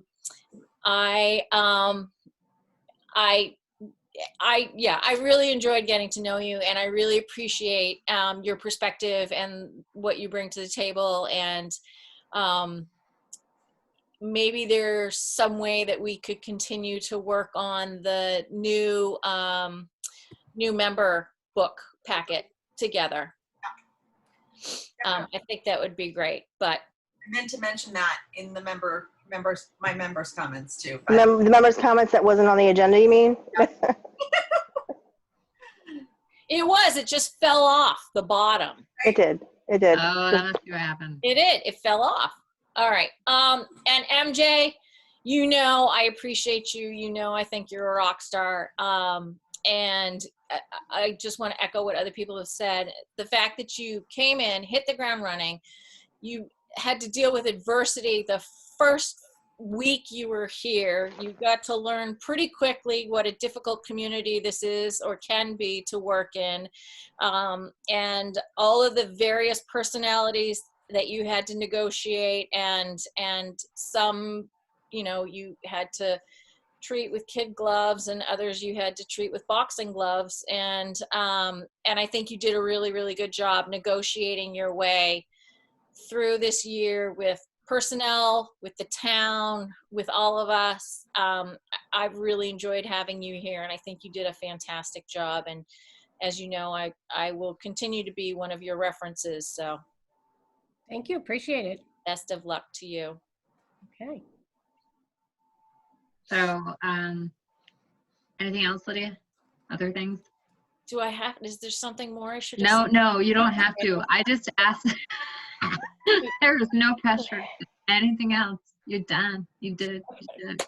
Okay.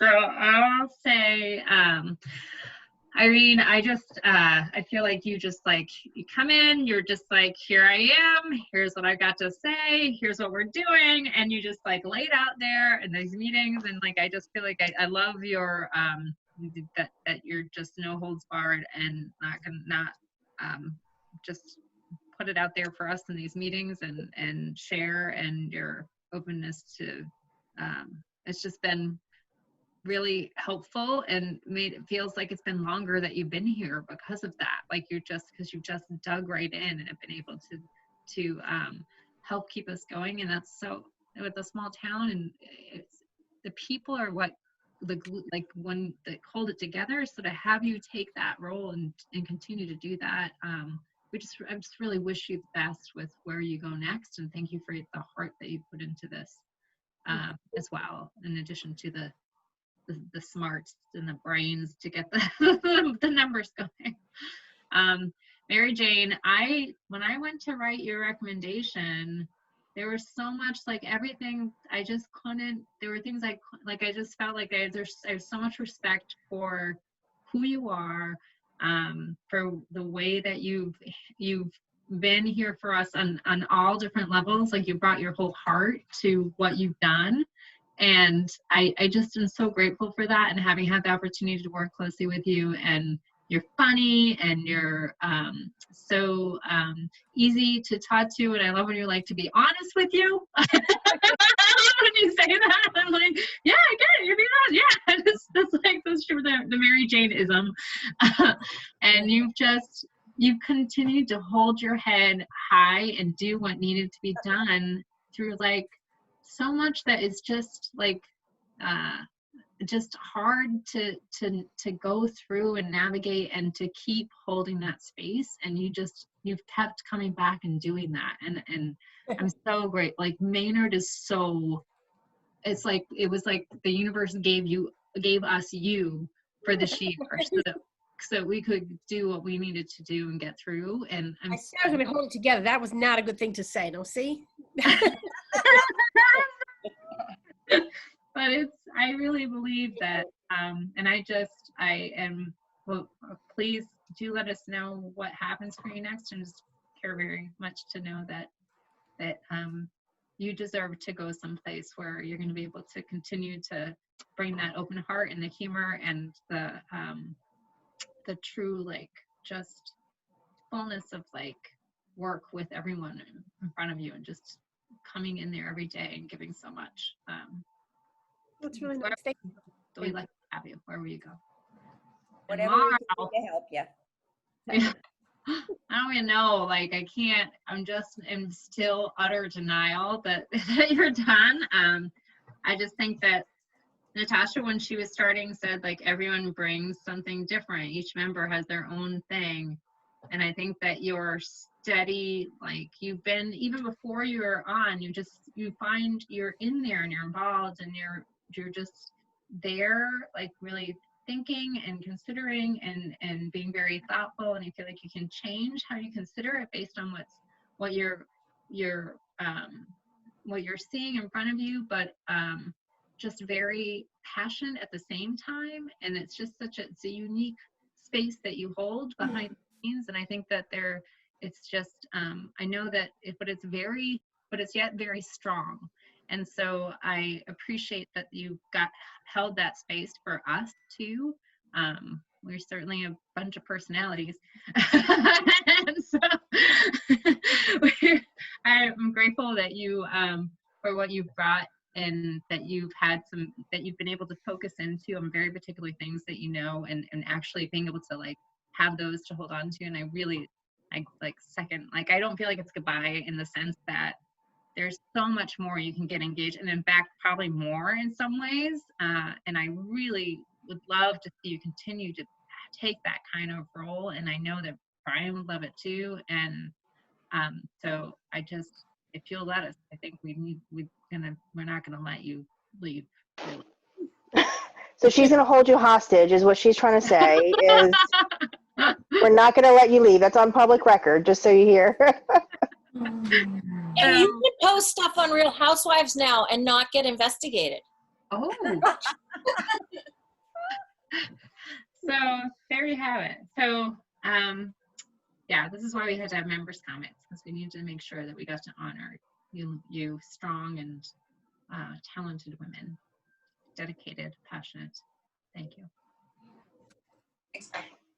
Yeah, and I just want to again thank everyone for today. Also, I know today, going in today, there was just a lot of pieces for our conversation, and I think we worked through them in a really thoughtful way for our community. And I just feel after all the information, I think everyone, honored those conversations in a great way. And so I think just wanted to add that. Yeah. I'm sorry that I was having a hard time with considering how to deal and giving you a hard, like you were right, Natasha. You're like, we're just not going to agree on this one. We gotta, at the big before, when we were trying to figure that out before we got to the open meeting. I just don't do well like with in the moment change. That's the kind of thing. If something is not if something is not like, if I haven't had time to process it, my default thing is. For you, Natasha transitioned well today and give you a sticker and that sort of thing. Or we could prepare better in some ways. That would be the alternative. Like make sure our agenda, and this is on the onus on me because I had eyes to it as well. Make sure our agenda is complete. So just the small things. Too, trying to figure. So that was what was happening for me. So I completely understand. Understand, and thank you for your understanding. Yeah. No, I just need a little reassurance that it was okay, and I just, I got it. Jennifer sent it. We're good. That's all I usually need. Yeah. And that was like, I can't right now. I can't. That was what I was like. I'm anxious too. I can't do that right now. I know. No, we're good. We are good. We moved past it. We adjusted, and lesson learned. Yeah. Now we have a good sense of that piece. Is there anything else that anyone needs to say before we consider adjourning? I would just like to say that we've been in this meeting for over 4 hours, and I don't want to scare Jessica away. So we should probably adjourn ASAP. She's probably sleeping. We don't see her video. She's not even there. Yeah. I mean, Mary, we had it for the last meeting. Make it a marathon. My God. Okay. Great. So entertain a motion to adjourn. I entertain a motion to adjourn. All right. Okay, Mara's seconding the motion. Any discussion? No. All right, let's roll call vote. We'll leave. Mary Branley? Yes. Mara Hogan? Yes. Natasha Rivera? Yes. Maria Clancy? Nope. Oh. All right. Good. You can stay here after we're done. Oh, I do every week. Yes. I know. I sit here and I hope that someone will come back and play. So 4-1, we're adjourning at 11:06 p.m. Even though we really don't want to ever say goodbye. I know. Thank you. All righty. Night. Good night. Bye. Bye. Bye.